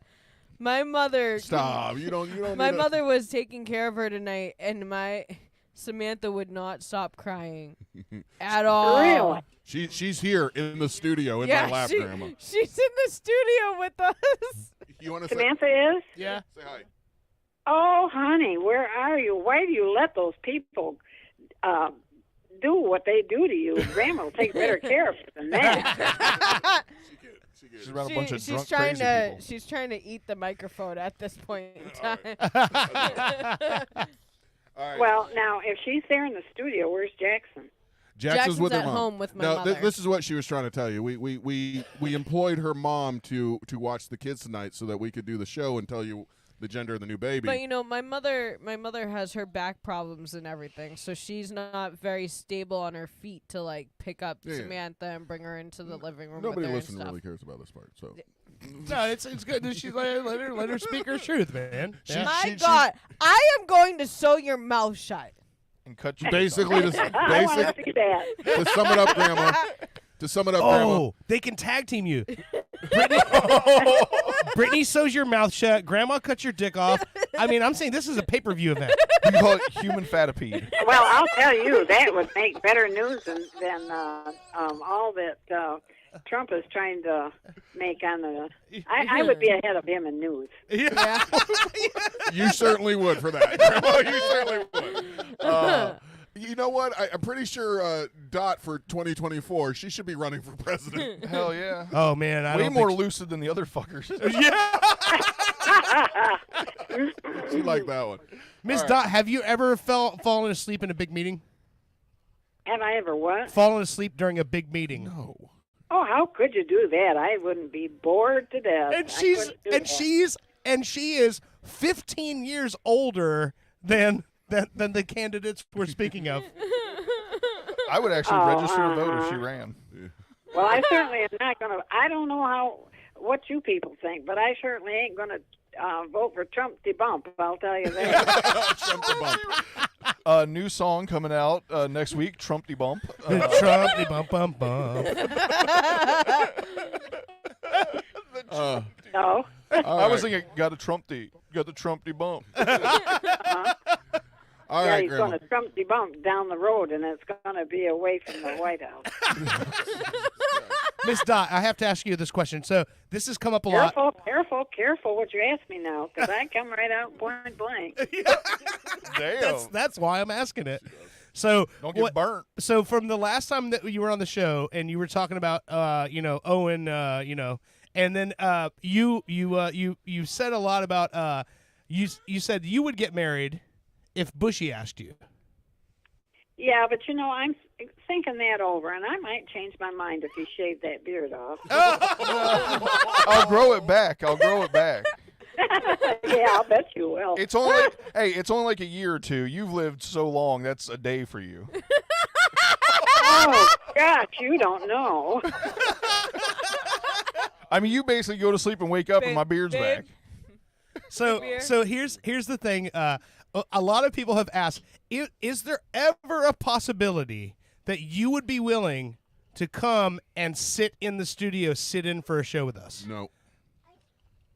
Who said no? Owen? Of course he did. Yeah. Well, we'll just dump him and I'll take his place. That's fine. I'll stay home and watch the I'm kids just one saying, night. the listeners have expressed the fact they would love to see you on a show and like see you sit in for a show. I mean, Dot and Dirt's Pop Culture Radio is a pretty good ring to it. You know, you wouldn't want that because the minute they saw my face on there or heard my voice on that show, they would say, well, got to tune in another station. No, they've been hearing your voice on this show for 3 years, and they think you're hysterical. And as far as your face goes, we have filters. Oh my God, Owen! Yeah, like just like Joan Rivers used to use filters for years. You don't need a filter, but if you wanted one to make you look softer, you could have one. Well, no, I'd rather have a mask. I was just about to say we need to put her in a ski mask and get her a grill. Right. I don't know. But maybe we'll have you over here one of these days, Grandma. But oh, you Your beer. You can be in a Bushy video. Oh my God. She can be in a Bushy music video. Oh yeah, boy, wouldn't that be fun? Yeah, you could be one of the chicks that's riding in the car with him.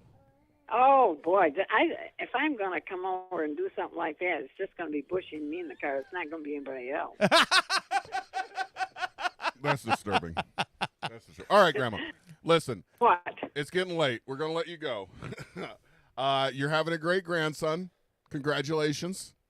It'll be here in December. Are you ready for that? Well, not really, because I don't want him to be born on Christmas Day. That would not be a good Christmas present.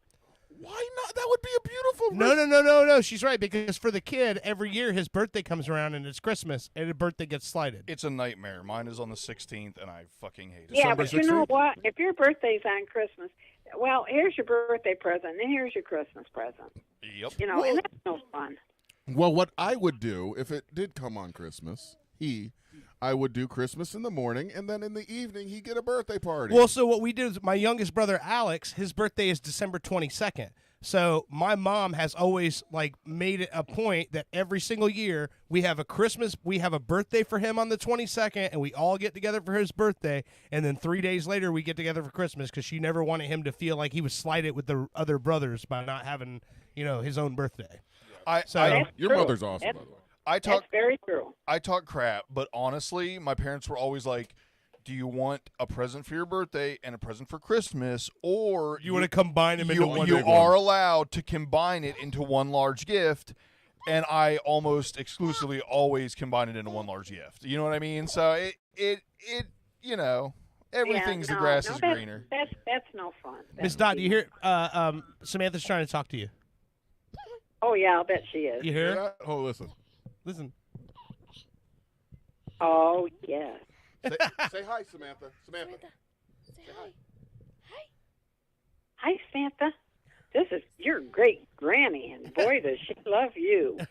Well, she doesn't have headphones on, so only we heard that. Don't tell her. Yeah, well, that's all right. Now, is Jackson staying home? Yeah, Jack. Or are you at home doing that? No, Jackson's at home with my mother. He fell asleep. I think Jackson's behaving. He's asleep right now. and he goes to school on Monday, Grandma. So hopefully the school will straighten him out a little bit and calm him down. But anyway, all right. We got to let you go because we got a bunch of celebrities calling in. Do you know Kanye West? Yeah. He's calling in.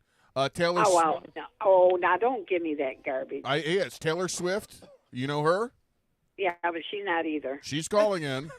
No, you're giving me all these names, and I don't believe that. And we also, you were talking about Trump. He's calling in as well as Biden. We had to give equal time to each. That's a law. Yeah. So we got to get going, Grandma. I'll let you listen to these phone calls later of all your favorite people. But I just wanted to say thank you for being my grandma. Thank you for being my mother when somebody else wouldn't be. And I'm glad that I'm able to give you some great grandkids. Here. Well, now listen. I have to ask you one question. Okay. And then I'll let you go, and you can say yes or no. Are you voting for Trump?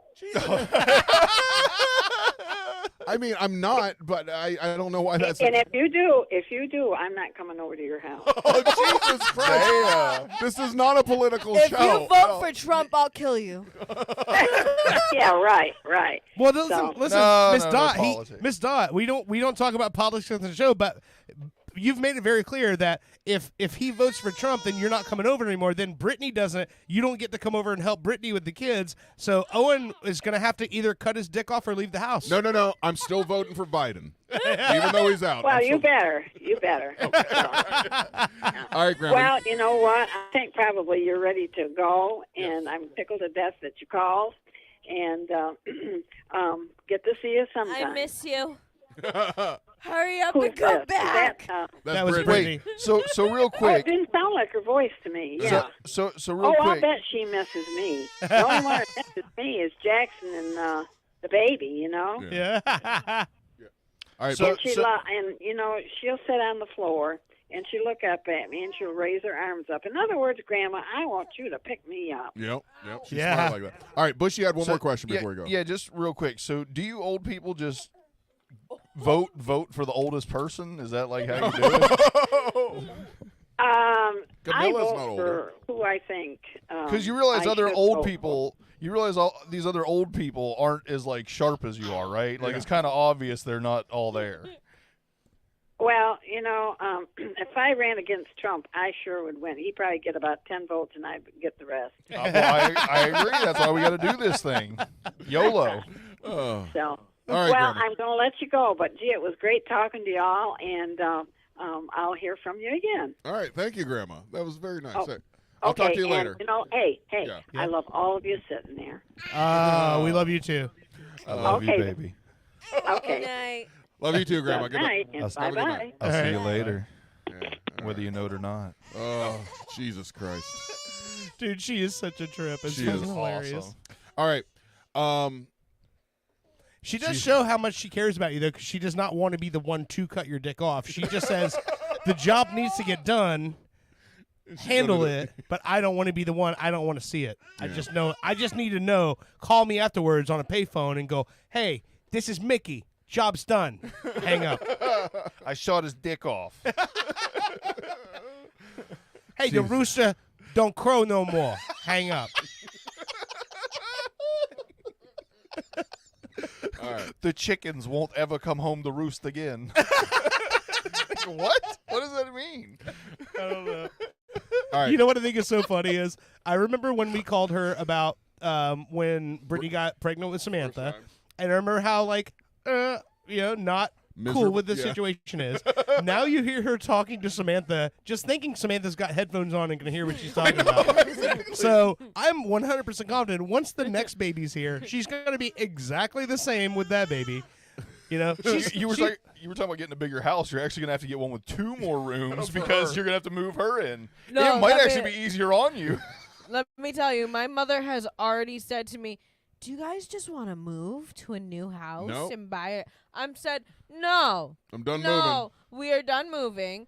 And on top of it, we just put on a beautiful deck to it. The to kids can have enjoy. our room. I'll sleep on And the then- fucking couch. I'm not moving. Goddamn. I mean, honestly, that deck's big enough. You just put a couple tents out there. And you're Yeah, good. that's what I'm saying. permanent camping. Yeah, air mattress. That's what I'm. All right. Do we want to talk to some celebrities? Because I see some calling in. Or Yeah, do we we can want do to take that. a break? We can do that. Let's do the celebrities. We'll take a quick break and we'll do our third segment. It was we'll play Bushy's Booty Clapper. Yeah. All right. Well, I think I see the hotline ringing right now. Hold on. Who we got calling in? Hold on. Come on, ring! God damn it! There we go. We got to make this sound legit. Wow, really? Yes, really. Well, she's- Definitely by saying we have to make this sound legit. 100% solidify the legitness of legit. You know, the legitness. Legitness. The first celebrity is calling in. Oh, this is Kanye West, or who I we don't call, like him. We call him Ye, right? Yeah, yeah. Yeezy, yeah. Yeezy. He's, I don't know. I call him anti-Semitic piece of shit. Yeah. That's what I call him. Well, let's see what he has to say before we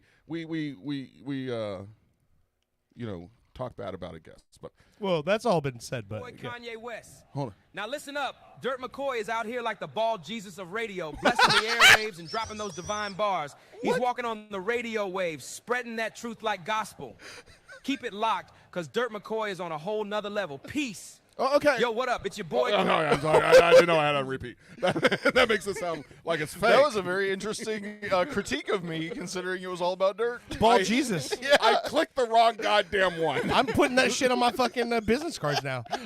Goddamn Yeezy called me Bald Jesus. Yeah. I don't even like the guy, but I know it's got to hold some weight somewhere. Bald Jesus is the ultimate compliment. All right, hold on. Oh, look, we got another phone call. Oh, look, I think it's Kanye West. Well, he wouldn't even just stayed on the phone? No, we're resetting it. Oh. Because this should have been the one I Oh my God. clicked on. All right, here we go. It's good. Hello, West. Kanye. For real.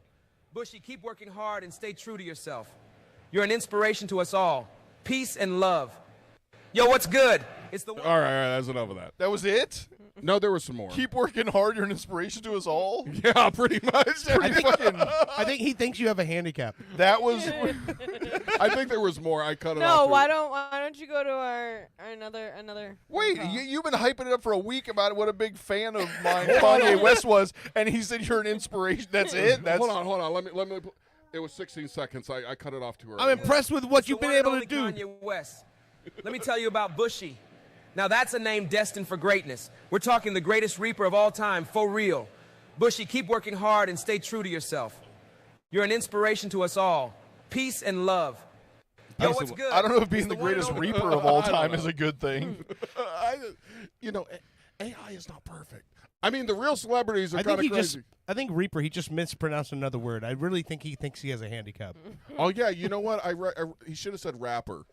See, the AI is not perfect. The Reaper, he's the best Reaper. You know, The Reaper Yeezy's is not a perfect dope ass anyways. nickname. If you're a rapper and they call you the Reaper, that's a dope. That is a dope nickname. Oh look, hold on.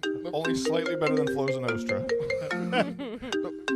The phone's ringing again. Let me cut that off. Hello, who is this? Oh, it's Donald Trump. Is it Donald Trump?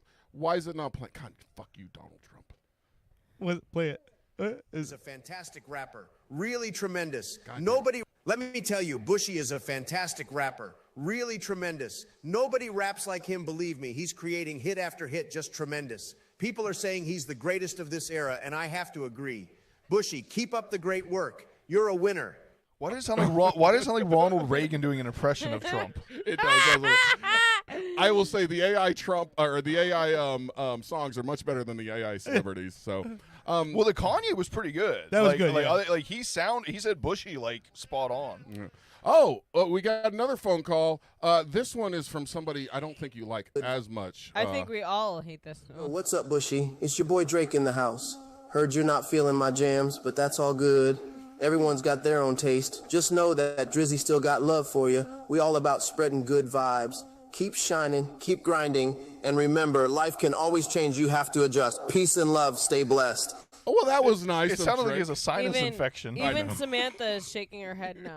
She's like She was like, no. Drake stupid? No, I like how he called himself Drizzy. Like that seems legit. Like it's really him. No Drizzy. Yeah. Oh! To be fair, we've got to take the White House phone call because we had one candidate on. Yeah. Back in the day, I made a rap with Bushy in the Great War. It was a time when we were young and full of fire. We dropped some sick beats and rhymes that echoed across the battlefield. Let me tell you, it was a sight to see. So keep grooving, and remember, we're stronger when we stand together. All right, thank you, Mr. Biden. That was the President of the United States So right I'm now. glad that he thinks that you both were in World War I. The Great War. Dropping bombs. That might be why he had to drop out. I know. Oh, ring, ring, ring, ring. Oh, look, it's the people from Taylor Bushy, Swift. wow. Oh, There. So Bushy- God damn it. Taylor Swift, hold on. Hold the fuck on. All right. Hey there. So Bushy, wow, what an artist, right? But let me tell you, I've got my eyes on Owen's baby next. What? Just like in one of my songs, love can be unexpected and spontaneous. So who knows what's in store next? I have no clue where that came from, dear. Taylor Swift wants my baby. I had no clue. I hung up on that bitch. Don't worry. You're safe. You're safe. You're safe. Oh, I've been working out at NASA lately, and I ran into Elon Musk, and ring, ring, ring, ring, ring, ring. It's Elon Musk. Hello there. Hi. I must say that I find the mention of Owen and Dirt's quite entertaining. Okay. Clearly, Dirt holds a special place in the hearts of many. All right. Remember, life is too short for long-term grudges. Love is worth it. Keep enjoying the Pop Culture Radio Show. Exciting times ahead. Hello. All right. That guy's a little stiff. I mean, that's a legit review. I'm cool I with didn't it. realize he's on the spectrum. No wonder why he's a little stiff. Yeah, originally I typed in. People on the spectrum have massive boners. Origi- That's what she's saying. Originally I typed it in to say Elon says from one motherfucker on the spectrum to another, Dirt is my favorite. But he wouldn't say that. He wouldn't fucking say that. I would love to hear Elon Musk say motherfucker. Wouldn't that be something? I'll work on that. I want to hear a president say that. I say that. I want to back that one back because the guy who's running right now has said damn near everything but that. So I know, never mind. I didn't say that. Oh, we got another fucking phone call. Who is it? Oh, this looks like Kanye West again. God damn it, Kanye. What's up? What? God damn it. Are they all calling it a 98 Nokia? Yes. That's all. Just passing it around the same room. Here, you call him now. Yeah, this was happening, actually. God damn it. I need to get a better. Yo, what's good? Hey, Kanye. I was just thinking. I miss Bushy's beard, man. It's iconic. I'm thinking of gluing it to my face, for real. I already did It's that legendary status I aim for. Like they say, I am a god. You know what I'm saying? Kanye. Let's make that beard magic happen. I No already- cap. I already did it. I'm hanging up on him. Motherfucker. Motherfucker trying to take all my shit. That shit is iconic. One more celebrity. Okay. All right, here we go. Then we got to take a break because I need a goddamn drink. Yeah. Hello? Who the fuck is this? Oh, shit. Sorry we're having trouble playing this fake thing. Fuck it. Real, totally real. I mean, totally real phone call connecting. Come on. Click. God, it was a good one, too. It was a good one. The Kanye Bush, Play it, Kanye beard one. play it. I have to refresh. God damn it. It's all right. All right. It's Hold fine. Refresh, baby. Refresh. That's cool. Give me a ring. Ring. Bushy just went to 70s pimp mode. It's cool, baby. Just calm down. It's fine. Calm down, baby. It's cool. Just take a breath. It's all good. Oh, all right. No, not that kind of breath. That's kind of aggressive. Oh, hey, Taylor. It's you again. Oh, my Swift. That is like the ultimate ballad of motherhood. Boston Brit, you're fearless. Twinning within seconds, you're my hero. Speak now, never fearless. Remember, you're never ever too young to fearless. What? Shake it off, sweetie. You're 22 in our daydream. What? Keep slaying gorgeous. Love, Taylor. Oh, my. What the hell? She just had a stroke. That was just all. I'm gonna put all the lyric or all the titles, all my songs. I wanted in a sentence. Eminem to call me. Right. You know. Well, the program didn't offer Eminem. For only $49.99, you too can have Eminem. I think Taylor Swift wants to fuck your wife, dude. She wanted me at first, then she wants her. I don't care. But yeah. I'm a little mad you didn't make Kanye West say Hawk Tuah. Give me a few minutes after the break. All right, let's take a break so we can wrap I want to this hear up. I want to hear Kanye West say, "Hot Tua, spit on that thing, son." I miss Bushy's beard, man. It's iconic. I'm thinking of gluing it to my face, for real. For real. No cap. I need your hair on my face. I tell you, AI is a beautiful thing, but it's a very dangerous thing at the same time. There's two celebrities that kind of could have passed, but the rest kind of suck. All right, this is the Real Fritz from the album Enough About Me. This is the song entitled Bombs Away, which also features Al Ruiz from the Shabooms and Chris Cucci, the founder of Post Records, the record label that signed us all 20 years ago. He has my favorite last name Yeah. ever. Cucci.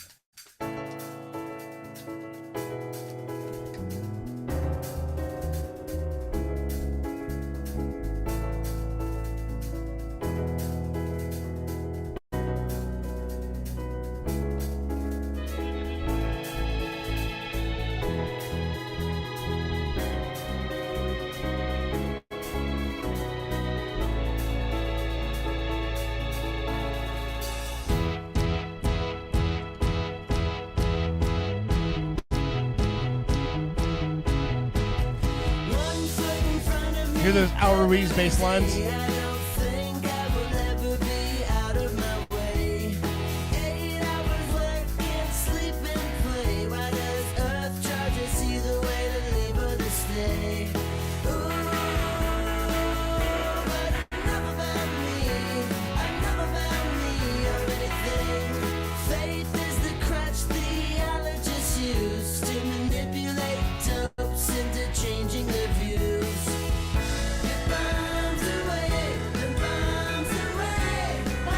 You're listening to Pop Culture Radio. We'll be right back.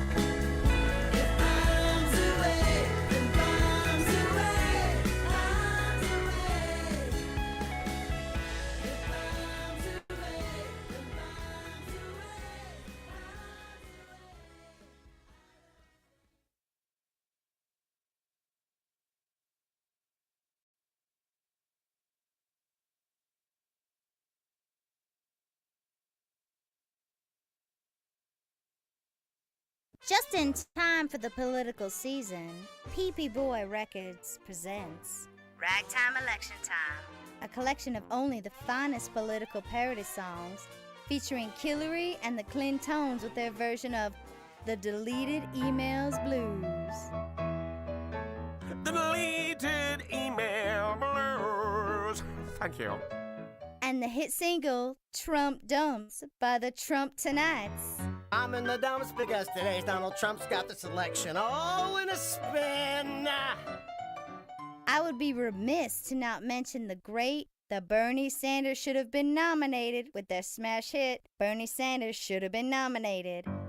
What's got you so agitated? What's got you so agitated? What's got you so agitated? Bernie Sanders should have been nominated! Ragtime Election Time, only on PP Boy Records. Get political with funny.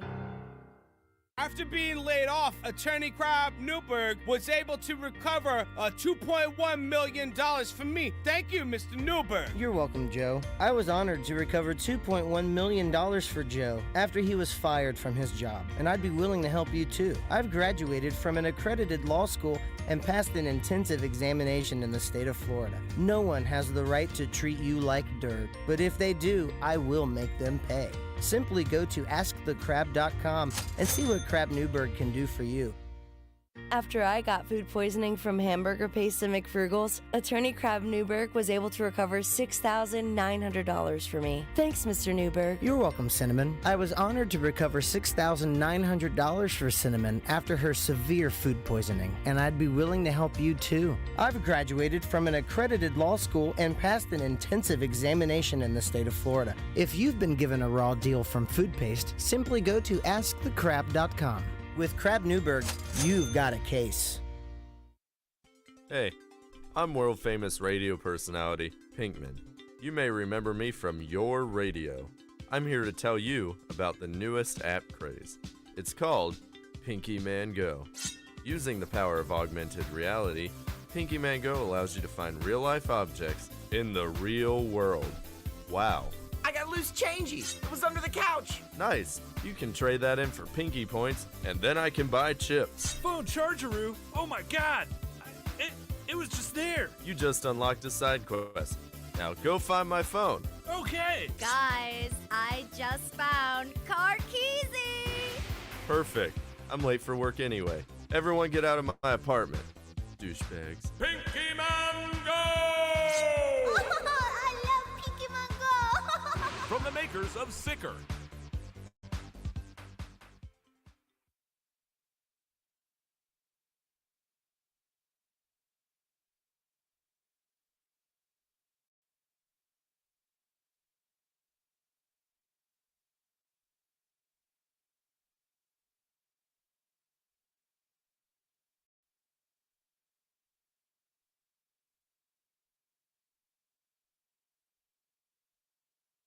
Hi. In a world of journalistic excellence Can I get your opinion? comes a man with no formal training. How do you feel about Crab Newberg? This is Fritz on the Street.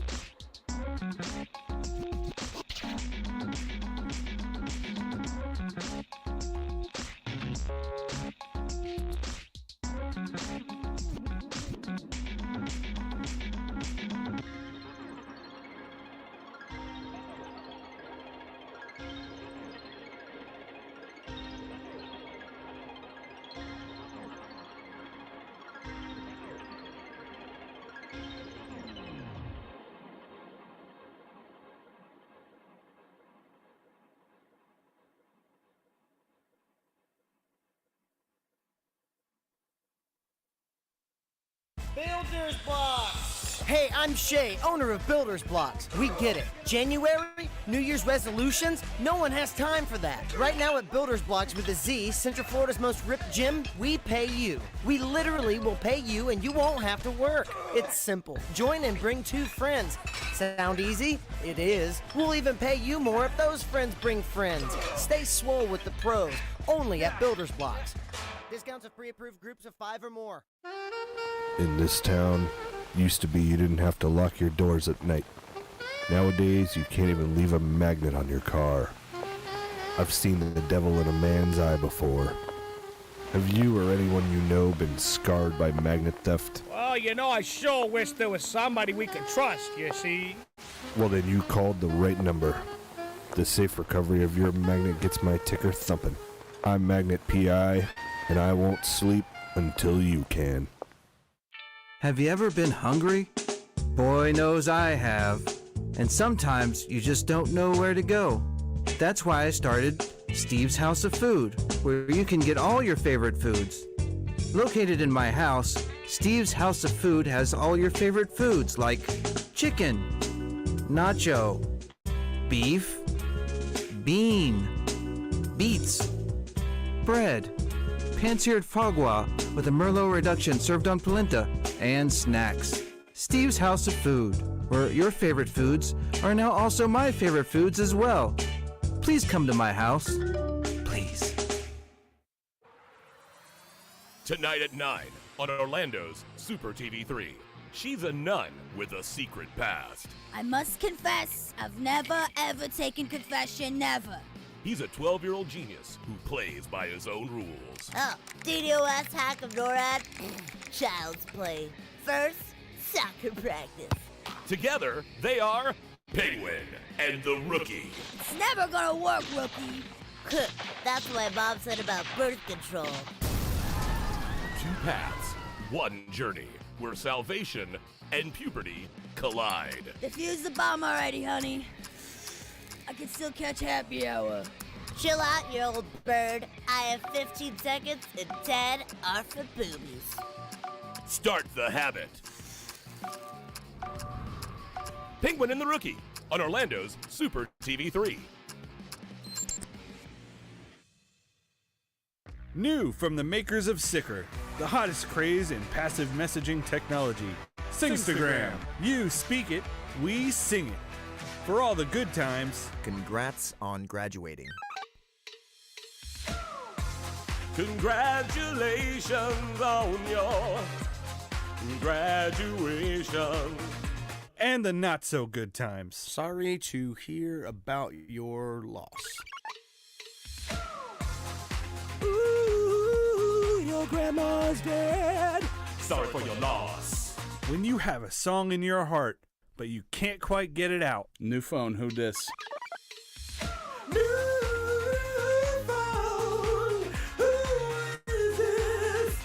I lost my phone.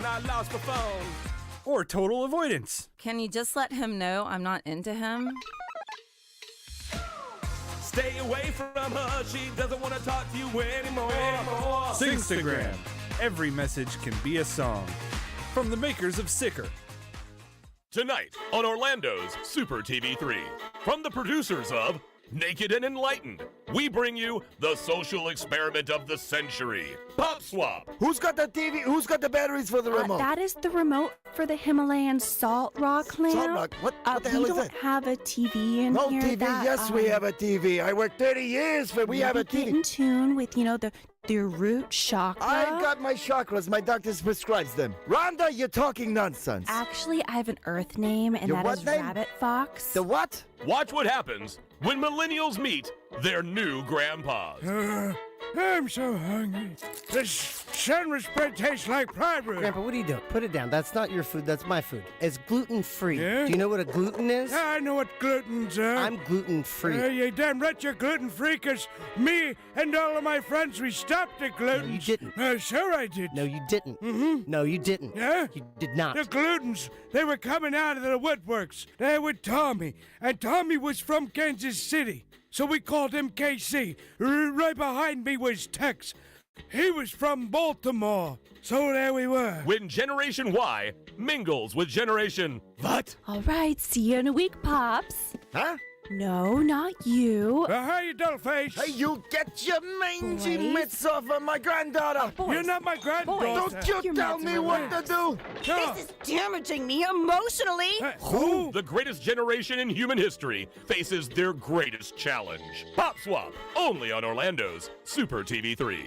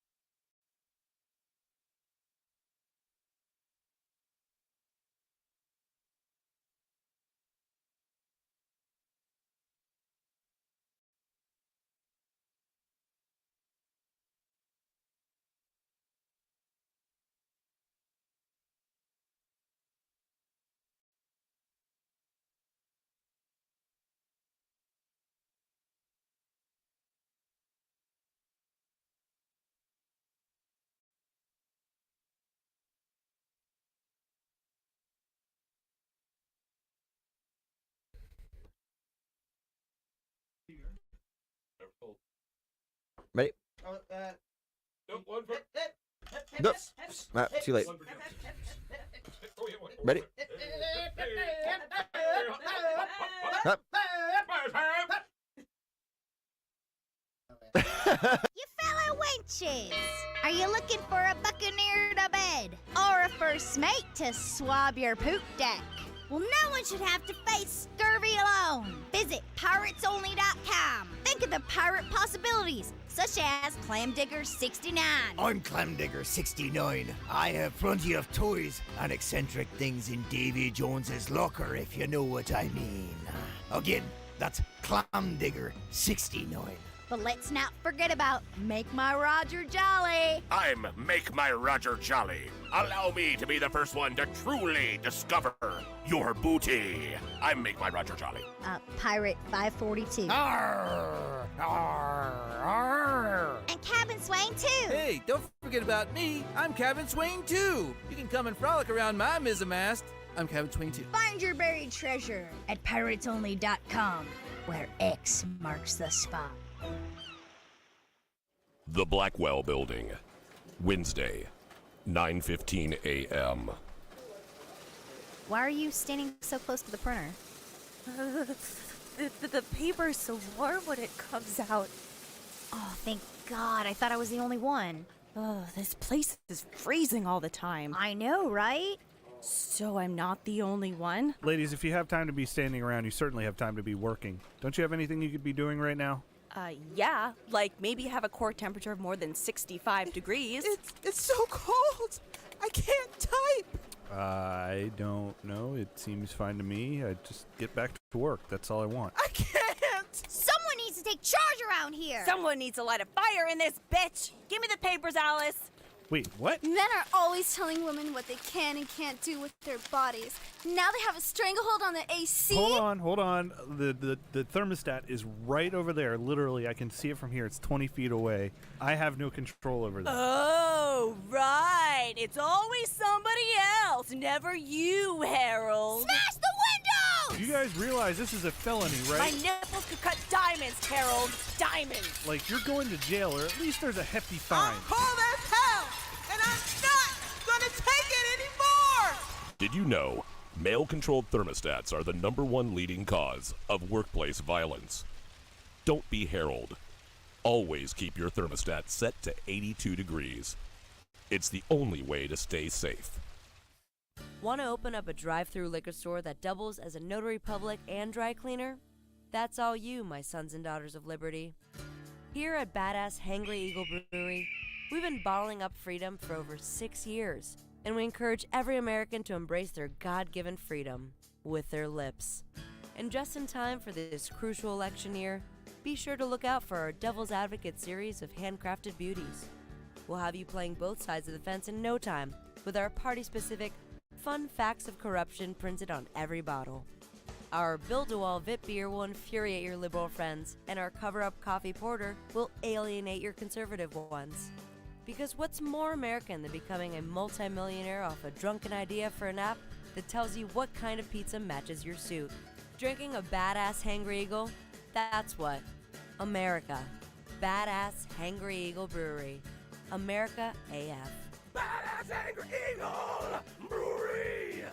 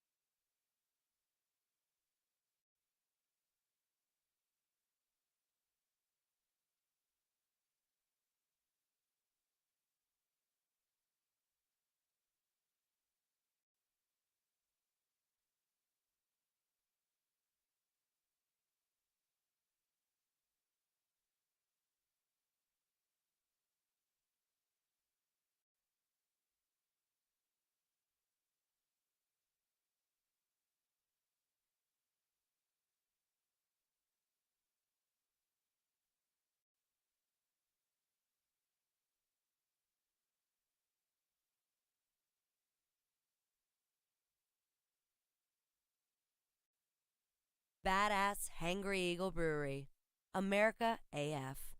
After a local Ponzi scheme pulled the wool over my eyes, Attorney Crab Newberg was able to recover my life savings, $36,000. Thank you, Mr. Newberg. You're welcome, Chet. I was honored to recover over $40,000 for Chet after a local gym took him for a dumbbell, and I'd be willing to help you too. I've graduated from an accredited law school and passed an intensive examination in the state of Florida. Ponzi schemes are illegal. You don't need two other friends to tell you. Visit AskTheCrab.com. That's crab with a K, and you've got a case.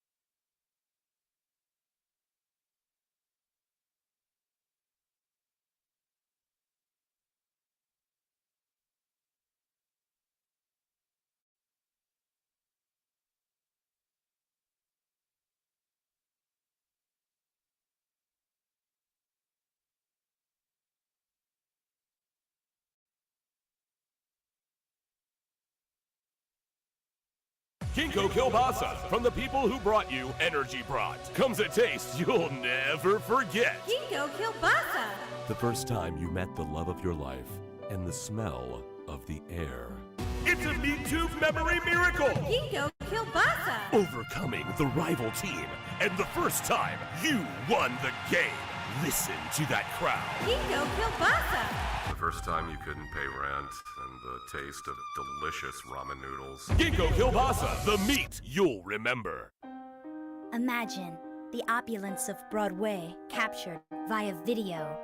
Behold, the future of Broadway is no longer confined to Manhattan. Introducing Super TV3's latest production, Hamilton the Musical. Yes, Hamilton the Musical will take you on a tanned journey through the eyes of arguably this generation's greatest actor, George Hamilton. Written in a sing-song fashion, George Hamilton speaks about his upbringing. Born in Memphis, Tennessee, in 1939. A terribly handsome baby. Thank you. George Hamilton offers us his greatest asset in his singing voice, like this song called It's Like Love at First Bite, and gives crippling insight into the dark side of Hollywood. Susan St. James has halitosis. Take that one to the bank. Thank you. George Hamilton is George Hamilton in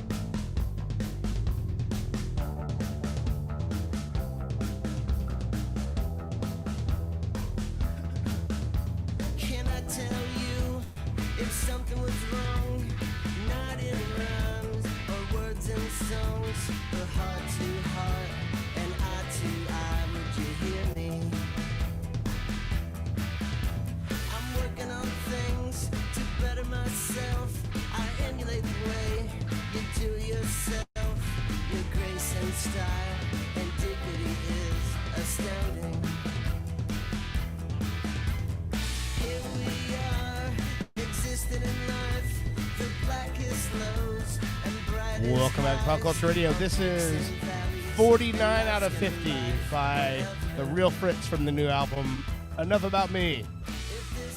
This one also features Waylon Thornton. Waylon Thornton is, he was a member of Mumsy. He was drummer in Mumsy for a while. He was a member of Bob on Blonde, a member of Danny Feedback when they were just a three-piece rock trio. Waylon's been around for a long time. Waylon is a dope-ass dude. And I will say, as I say every time I get to hang out with Waylon, is God damn it, I need to hang out with Waylon more often. Yeah, no, every time I've been around him, he's a really cool dude. Yeah, he's just one of those guys, man. Like, he's an old dog, man. He's just one of those guys. Like, I've been around that guy for, I think, just about as much of my adult life as I've been around anybody else, you know? There's some people I feel like you can just tell are real. Like, there's literally no acting, no put on. You know what I mean? Like, yeah. 100%. He's not trying to be anybody. He's not. Right. He's just like that guy. Yeah, and what's funny, so just to share, this is always a funny story to me. So Waylon used to run sound at Copper Rocket, which is a pub if you're in the Orlando area, it's a pub in Maitland, which is like a suburb of Orlando. And it was a hot music venue for a long time. And there was a period in time where it was when I was off of tour, I would play the Copper Rocket Pub on a Friday or a Saturday night pretty regularly. And at that time, the band, it was Dirt McCoy and the Trailer Park Refugees. It was not uncommon for us to have a gig booked and not know who was playing drums that night. Oh, shit. Because drummers are so hard to come by that it was like Jeff, Fritz would play drums for me. I had another guy named Daniel Barry who would play drums for me. And if one of them wasn't around, I would just call Waylon and I'm like, hey, I don't have a drummer tonight. And Waylon would run sound and play drums for me. And he was just that dude. Like I was like, hey, I got a new song that you've never heard this song before. And he's like, okay, cool. Just count me in. And I would literally just start the song, make eye contact with Waylon, and he would play the song fucking perfectly. Wow. He's just that fucking good at, like, he's just such an intuitive drummer. It was just exactly the reason why he was the drummer in Mumsy, because with Jeff as a songwriter and Jeff being a drummer, Waylon just has that, like, connection where he can see where you're going and go, okay, no, I get the vibe you're going with, and just go there. He's so fucking good with that. Waylon Thornton is, like, literally, and he's also the drummer in Shabooms. Holy shit. One of the drummers in Shabooms. There's two drummers in Shabooms. So depending on what night you see them, you might see Waylon, you might see Kevin, you might see both of them. I thought I'd always heard that there was like an oversaturation of drummers, though. Like everybody wants to bang on the drum. Well, yes. There are a ton of people who have drum sets and who play drums. There's a difference between someone who plays the drums and someone who's a drummer. Okay. And the distinction between those two is and I won't say anyone because I'm not included in that. Anything that requires for my feet and my hands to be in syncopation, I'm terrible at. So I cannot play the drums.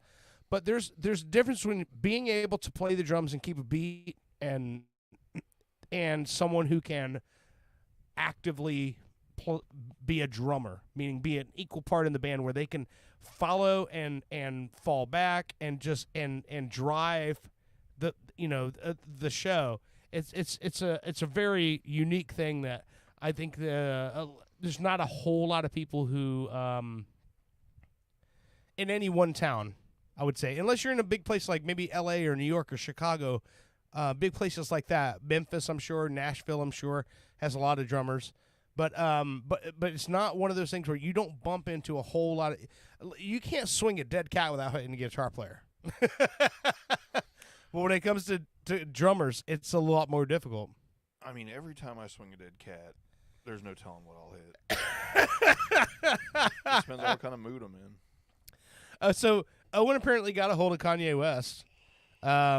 Did you know about this? He said something about he was talking about his new girlfriend or his Oh yeah. Let's see what he has to say. Here's Kanye West.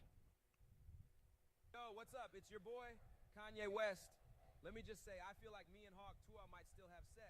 I mean, it's just one of those things, you know? It's like, I am a god. Hurry up with my damn massage. Keep shining, Hawk Twa, keep shining. Peace.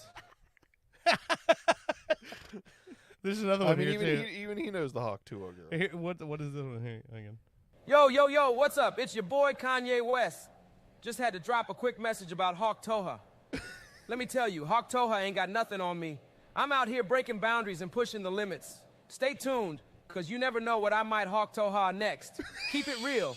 Peace. I mean, you never know what he might Hawk Tuah next. I just love the fact in the other one, he's very confident about the sexual prowess involved. Yo, what's up? It's your boy Kanye West. Let me just say, I feel like me and Hawk Tuah might still have sex. I mean, it's just one of those things, you know? It's like, I am a god. Hurry up with my damn massage. Keep shining, Hawk Tuah, keep shining. Peace. My favorite line is, I'm a god. Hurry up with my damn massage. Listen, nobody ever fucking accused that guy of being sensible. I mean, so we got a few songs to make now. Yeah, I mean, I almost like want to do a comic book about Hawk Tuah and the Trumpty Bump. If we could combine Hawk Tuah and Trump into one song. Oh man, the world would explode. There would be that would be the end of the world. Hawk Tuah and Trump together, put them two in a dude, make it a comic book. It's almost like the Batman and Joker. Like you could do that. Oh my Lord, Hawk Tuah saves the world. Man. So I talked about it on the obviously this is the last segment of the show. We got Bushy Booty Clapper we're gonna play, and Owen and Brittany were here. They had the baby here, so baby Samantha made her debut on Pop Culture Radio, and so they had to leave because it was pretty late for a fucking infant. Yeah, I mean, we didn't get started until fucking 9. Yeah. Oh, I know. So the Booty Clapper this week, I've mentioned before, like, if I could every single week play like a super high energy, fun Booty Clapper, that'd be awesome. But it's just not every single week that someone comes out with a Booty Clapper. Right. However, I believe I've mentioned before, if I had to pick like one artist that kind of encompassed Booty Clapper, like I could just literally play, if I just played one of their songs every single week, I could pretty much say everyone would be a Booty Clapper, and that's 42 Doug. Like, I think I've played him on the show twice already. And this is 42 Doug and Sexy Red. Sexy Red, the one who gave us famous lines such as "My pussy pink, my booty hole brown." Which I played that on the show. I think that might even been was that pre-studio? No, I don't know. It was a while ago. Yeah. But Sexy Red, that was like one of the things that kind of catapulted her was that song, and she's been at it. So her and 42 Doug have a song out now called NPO. What do you think NPO stands for before you start playing it there? National Public Ordinance. That's so weird. How do you know? I was actually going to go around, and ask everybody what they thought. Is that really what it is? No. Okay. I was like, you motherfucker. Fuck you, asshole. Wow, you're so good. You got it right It's like away. NPR is National Public Radio. Right. You're listening to The Quiet Store. No, I'd be very on National surprised. Public Radio. Because this just came on. I didn't know what the name was or anything. And then the chorus kicks in, and I immediately start fucking belly laughing in my car. So it's a Booty Clapper, and it made me laugh. All right, so of course we're playing the actual and there's music video version here. Yeah, and there's like a damn 10-second intro. But is there? But the song's only 2 minutes long. So. Testing 1, 2, 3, 4, 5, 6. You gotta watch the video. Miami, Florida. There's some fucking jet skis involved. Yeah. Shit, we was thinking about showing you the 5980 rock. I got that. Bus. Okay, what about the 2? I got that too, baby. Bus. You ain't heard about me? Yeah. All I heard was he got a lot of watch. Bitches took me. Yeah. Geeky, bitch. Geeky, bitch. Geeky, ayy. Geeky, bitch. Bitch, ayy. Geeky, ayy. Bitch, ayy. That paddock back. Them paddocks back, nigga. My Richard back. Them bitches back. These niggas mad. I got they bitches say I'm tipping back.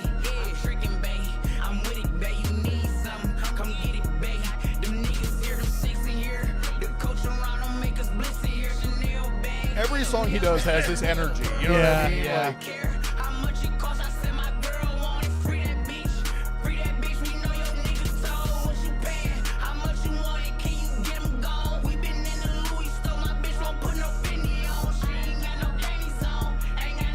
NPO. Yeah. No panties on. That's fucking better. That's just so catchy.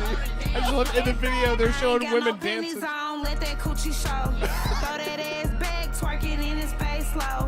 Gray leggings on with a fat camel toe. Ring on my wrist, hit the lights and watch it glow. I'm a real trans bitch, cash out in designer stuff. I ain't got no pennies on me and broke don't get along. You ain't got no money for me, bitch, don't even call my phone. Ass fat, nails done, and my Me and broke don't get along. Nigga, pets come in and we gon' get them gone. Big Chanel bag, my cars be super fast.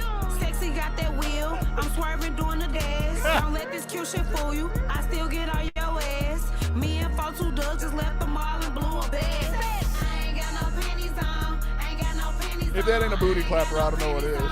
It's like the definition of a booty clapper. The cootie clapper. Yeah.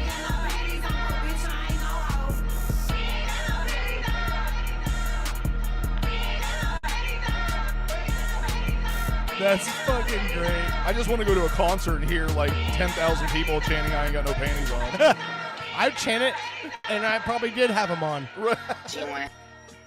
I'll claim no panties even when I'm wearing panties.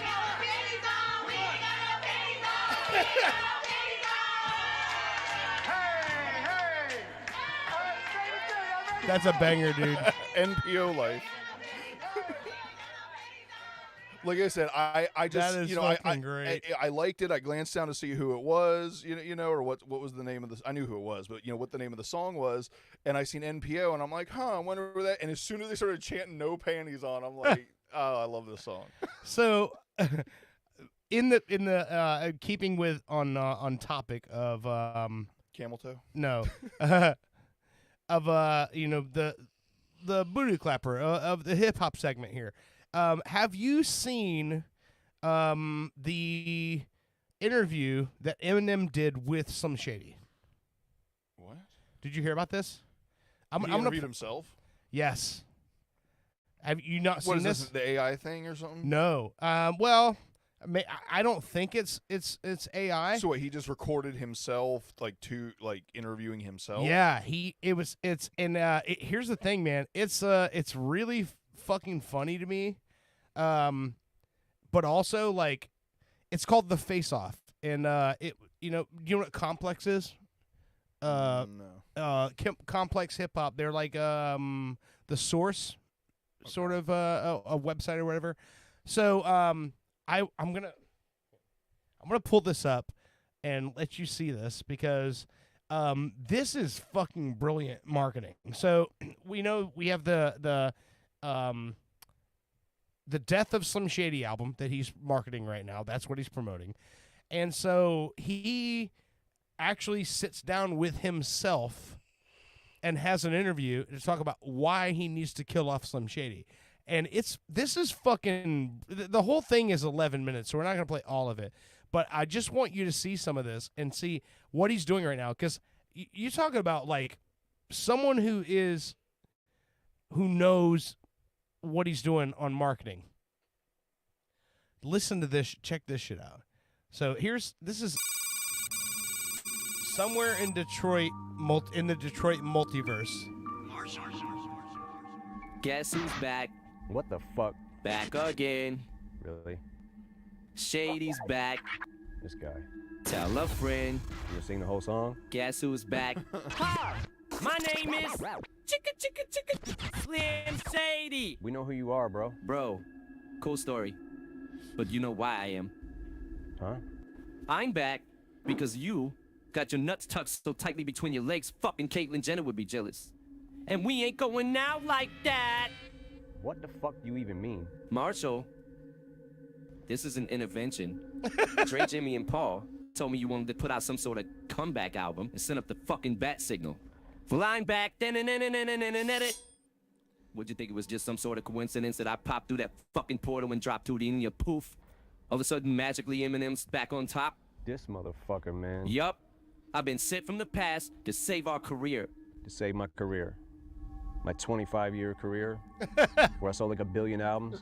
I think I'm doing pretty fucking fine. We sold all that shit off my back, bitch. Don't get it twisted. Well, for me, you still be wearing that same damn Nike Air hat. He ain't wrong. You're not fucking Taylor Swift. With one era that mattered, mine. Everything that people think of when they think of Eminem is fucking yours truly. From the blonde hair to the middle finger to the fucking jokes, all of it, me. And if we're being honest, the music that you've been dropping since I bounced ain't it. Like, for real? When I heard your last shit, I thought that shit was fucking AI. Really? So a computer can write Rap God? Look, man, no one gives a fuck about your lyrical miracles. You're scaring the hoes. People want to be entertained. So you think it's entertaining to just be a dickhead and piss people off? Look, man, I've grown up, bro. My fan base has grown up. The world's changed. Fucking people are way more sensitive now. Every other week on TikTok, Gen Z discovers you on Monday and cancels me on Tuesday. Say it with me now, Marshall. I just don't give a fuck. Of course you don't, because you're a fucking cartoon character. You're like fucking Cartman, Family Guy. It's like you can't be canceled. Look, slut, it's better to get canceled saying shit that everyone's thinking but scared to say than it is getting canceled for some bullshit-ass bars. Bullshit-ass bars. Look, man, did you text me after Awfully Hot Coffee Pot or not? Yeah, I did. And what did I tell you? You said like, I could never, like, let you down. Well, I fucking lied to your bitch ass. Nothing without me. Are you fucking kidding me? Before I stepped in, you fucking rapped like AZ on Prozac. Bitch, I wrote Stan. And love the way you lie. And congratulations. You wrote the fucking national anthem for stalkers and domestic abusers. Can we get this guy a GLAAD award or some shit? Yo, I don't gotta sit here and take this from the motherfucker who wrote Fact. I didn't write Fact. You wrote Fact. No, you wrote Fact. Wasn't me, bro. In fact, if we'd have called it Richard Gere, like I said to call it, that shit would have went diamond. First of all, we couldn't have called it Richard Gere because we'd have got sued. Second of all, you put it on the Greatest Hits album, so it kind of is diamond. You're welcome. Not only did we make one of the worst songs ever, but we put it on the Greatest Hits album. Not only did we put it on the Greatest Hits album, we made it the first song on the Greatest Hits album. If that don't take balls, what the fuck does? Yo, you think everything's a fucking joke? You even understand how fucking hard I worked to get us here, man?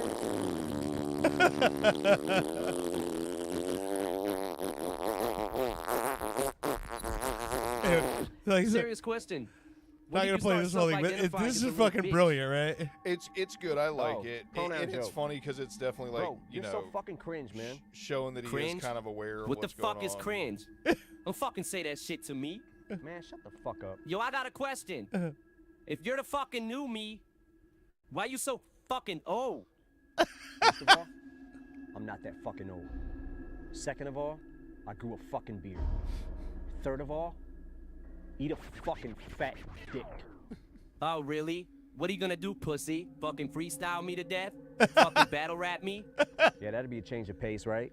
When's the last time you fucking took a shot at somebody who wasn't a fucking pop star, a fucking non-rapping celebrity, fucking marginalized communities? Fucking say that to me again. Marginalized what? The fuck you say? I don't even know what the fuck that means. Using big words around me, motherfucker. Anyway, this whole bit, like for all, you just have to look up Slim Shady versus Marshall Mathers, the Face Off. It's on YouTube.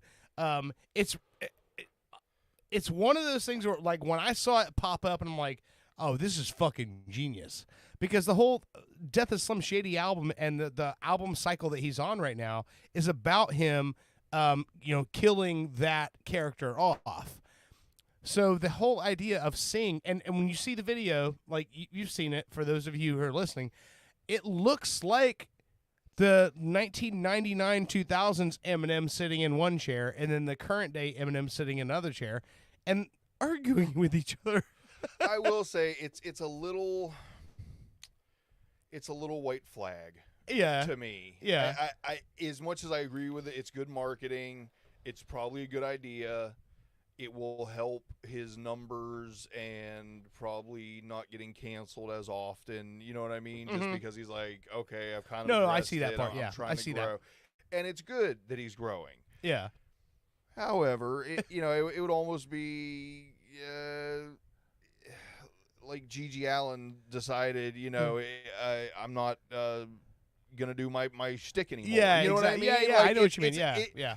It's a little disappointing that he's going this route, but not.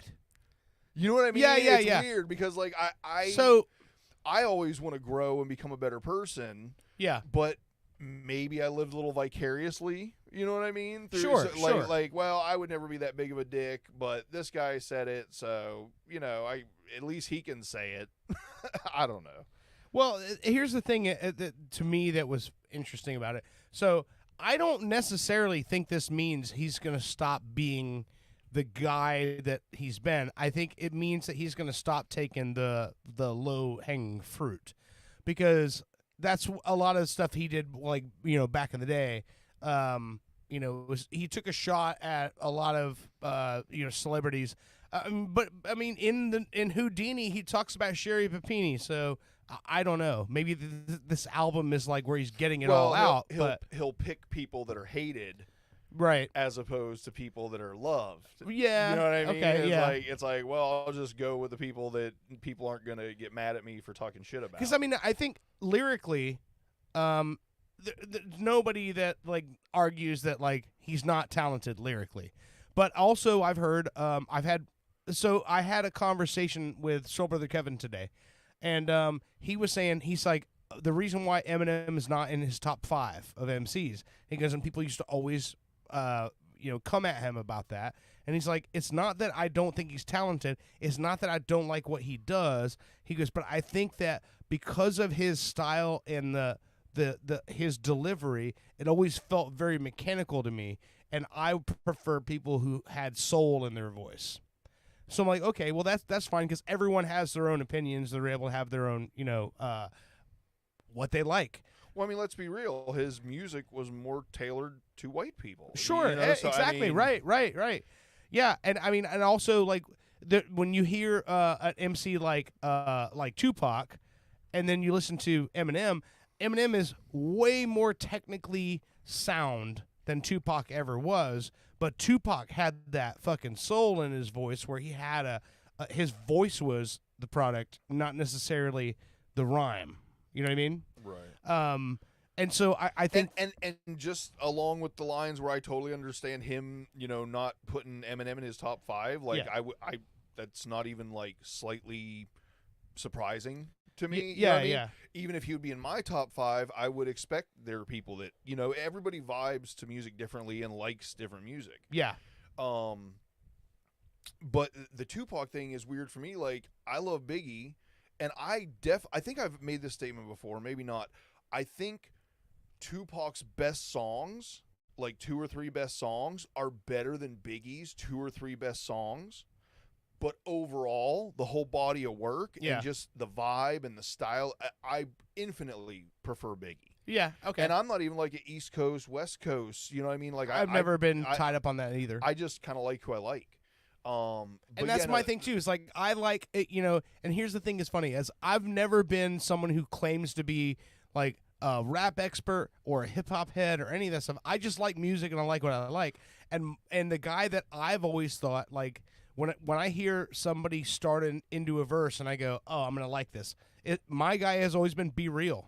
Right. From Cypress Hill, just because I like I like the texture of his voice, I like his tonality, and I like the way he comes in, super nasal. There's no control to like how he's going to affect that track vocally, because he's just, his tone and his sound is just so not what you would expect from a rapper coming in.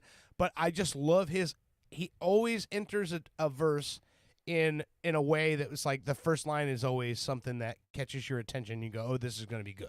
Right. So but at the same point, like I know so many first lines of Tupac verses. because when it comes to Biggie, like the fucking vibe off of the Biggie track is the seller to me.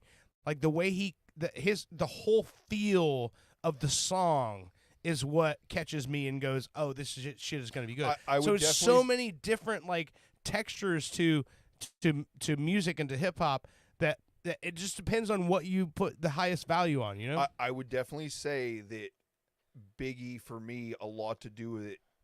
A lot of it does have to do with the tracks he rapped over and stuff. Like I did, it did have a lot to do with the music, and so generally I preferred Biggie over Pac.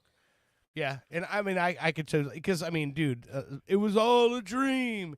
Like that whole like coming into that track, and you can't deny any of that. Here's what I don't get, and I never hear anybody talk about it. I never. I'm one of the Facebook groups I follow is like Underground Rap World or something, and they're always posting shit and asking people, oh, who was the best, who's the greatest and all this. Not once does anybody ever list Bone Thugs and Harmony. Oh, man. And I do not understand how not only does none of those guys individually make it into any of these discussions, but honestly, all of them. Yeah, and what they did as a group.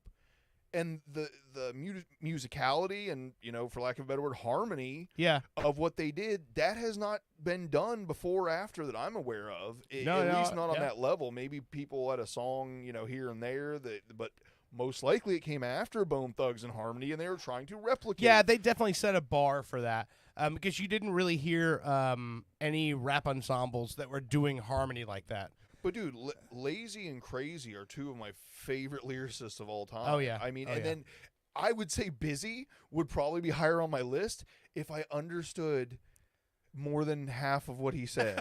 I mean, his just cadence and everything is so wild. I blame myself for not being able to listen fast enough.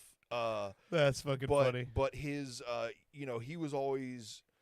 how he would drive the beat and be speaking as fast, or drive the tone, I should say, more. You know? And so I'll never understand as long as I live. It's not like they weren't famous and didn't have some of the biggest songs of all time, and then it's like their moment was just you know what I mean? I know what you mean. For as big as they were, it's like it's not passed on like Stevie Ray Vaughan, and we're getting to the point where we're passing on rappers, and say, hey kids, look at Eminem, that's where we're at. Yeah. And I never hear anybody passing on Bone Thugs and Harmony, and I don't understand it. Yeah, and they had a big they played a big part in hip hop history, because I mean they were the band that Eazy-E was working with at the time. Like he was producing their record when he passed. Wow. So that was Bone Thugs were the last band that Eazy-E scouted, groomed, and produced. So that's why Crossroads was a big deal, because he had already passed at the time that record came out, and so they wrote Crossroads as a tribute to Eazy. So that's a pretty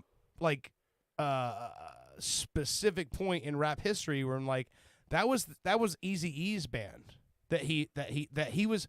If he had lived, he would have lived off of the success of Bone Thugs and Harmony. Right. That was his find. That was his find, and that was the band that he had found and was promoting at the time. So I mean that's a big deal. Like I agree with you. I don't understand what was, and I think maybe they just got lost in the mosh that was hip hop of the 90s at the time, because there was a lot of shit going on, but there was so much stuff that's worse that's carried on. So I know. I agree. Yeah. I don't. There's nothing I can do to contextualize. You know what I mean? Like, I don't understand. Yeah. That one eludes. Most times I can look at something and go, oh, okay, well, Yeah, it was this or it was that. Age well. Right. That kind of thing wouldn't have carried on. They were almost like a gospel hip hop band. I mean, the content wasn't gospel. No, but I mean, but like being a harmonizing singing group, it was almost like if a church. It was more gospel than it would be R&B. Yeah. The way, the tones and the way they sang rap. Yeah. I'm even been sitting here trying to. I swear there was one other rapper that kind of did something similar to them, but no, you know what? No. I think the only one I can think of, and it is very far removed. I'd probably get made fun of if I ever compare, but like Bryson Tiller, you know what I mean? Like the only people that have come close to doing what they're doing are R&B people who are rapping. Yeah, Nobody has done rap on the level they did while making it sound R&B or gospel. Right. It's always the other way around. Yeah, like it's 90% R&B, 10% rap. Right. With this is 90% rap, 10% soul and harmony. You know. Yeah. Well, I got to take a piss. So well, it's late. I need to get the. We're gonna what finish time this. is it? It's 11:46. Oh. So Taco Bell's still let's hit this this last track here. This is "Working More on Working Less" by Fritz. I thought the moment I first And met you, we will see you guys again next week. This is, again, Working More on Working Less by The Real Fritz from his album Enough About Me. Check it out, all the streaming platforms. The limited edition cassette is available from Illuminated Paths. You can get that while it lasts. And we will see you again next week. Have a good week. didn't take much. We hung out once. We've been hanging out every day. Pop Culture Radio has been a weird Florida production. Like and subscribe on your favorite platforms.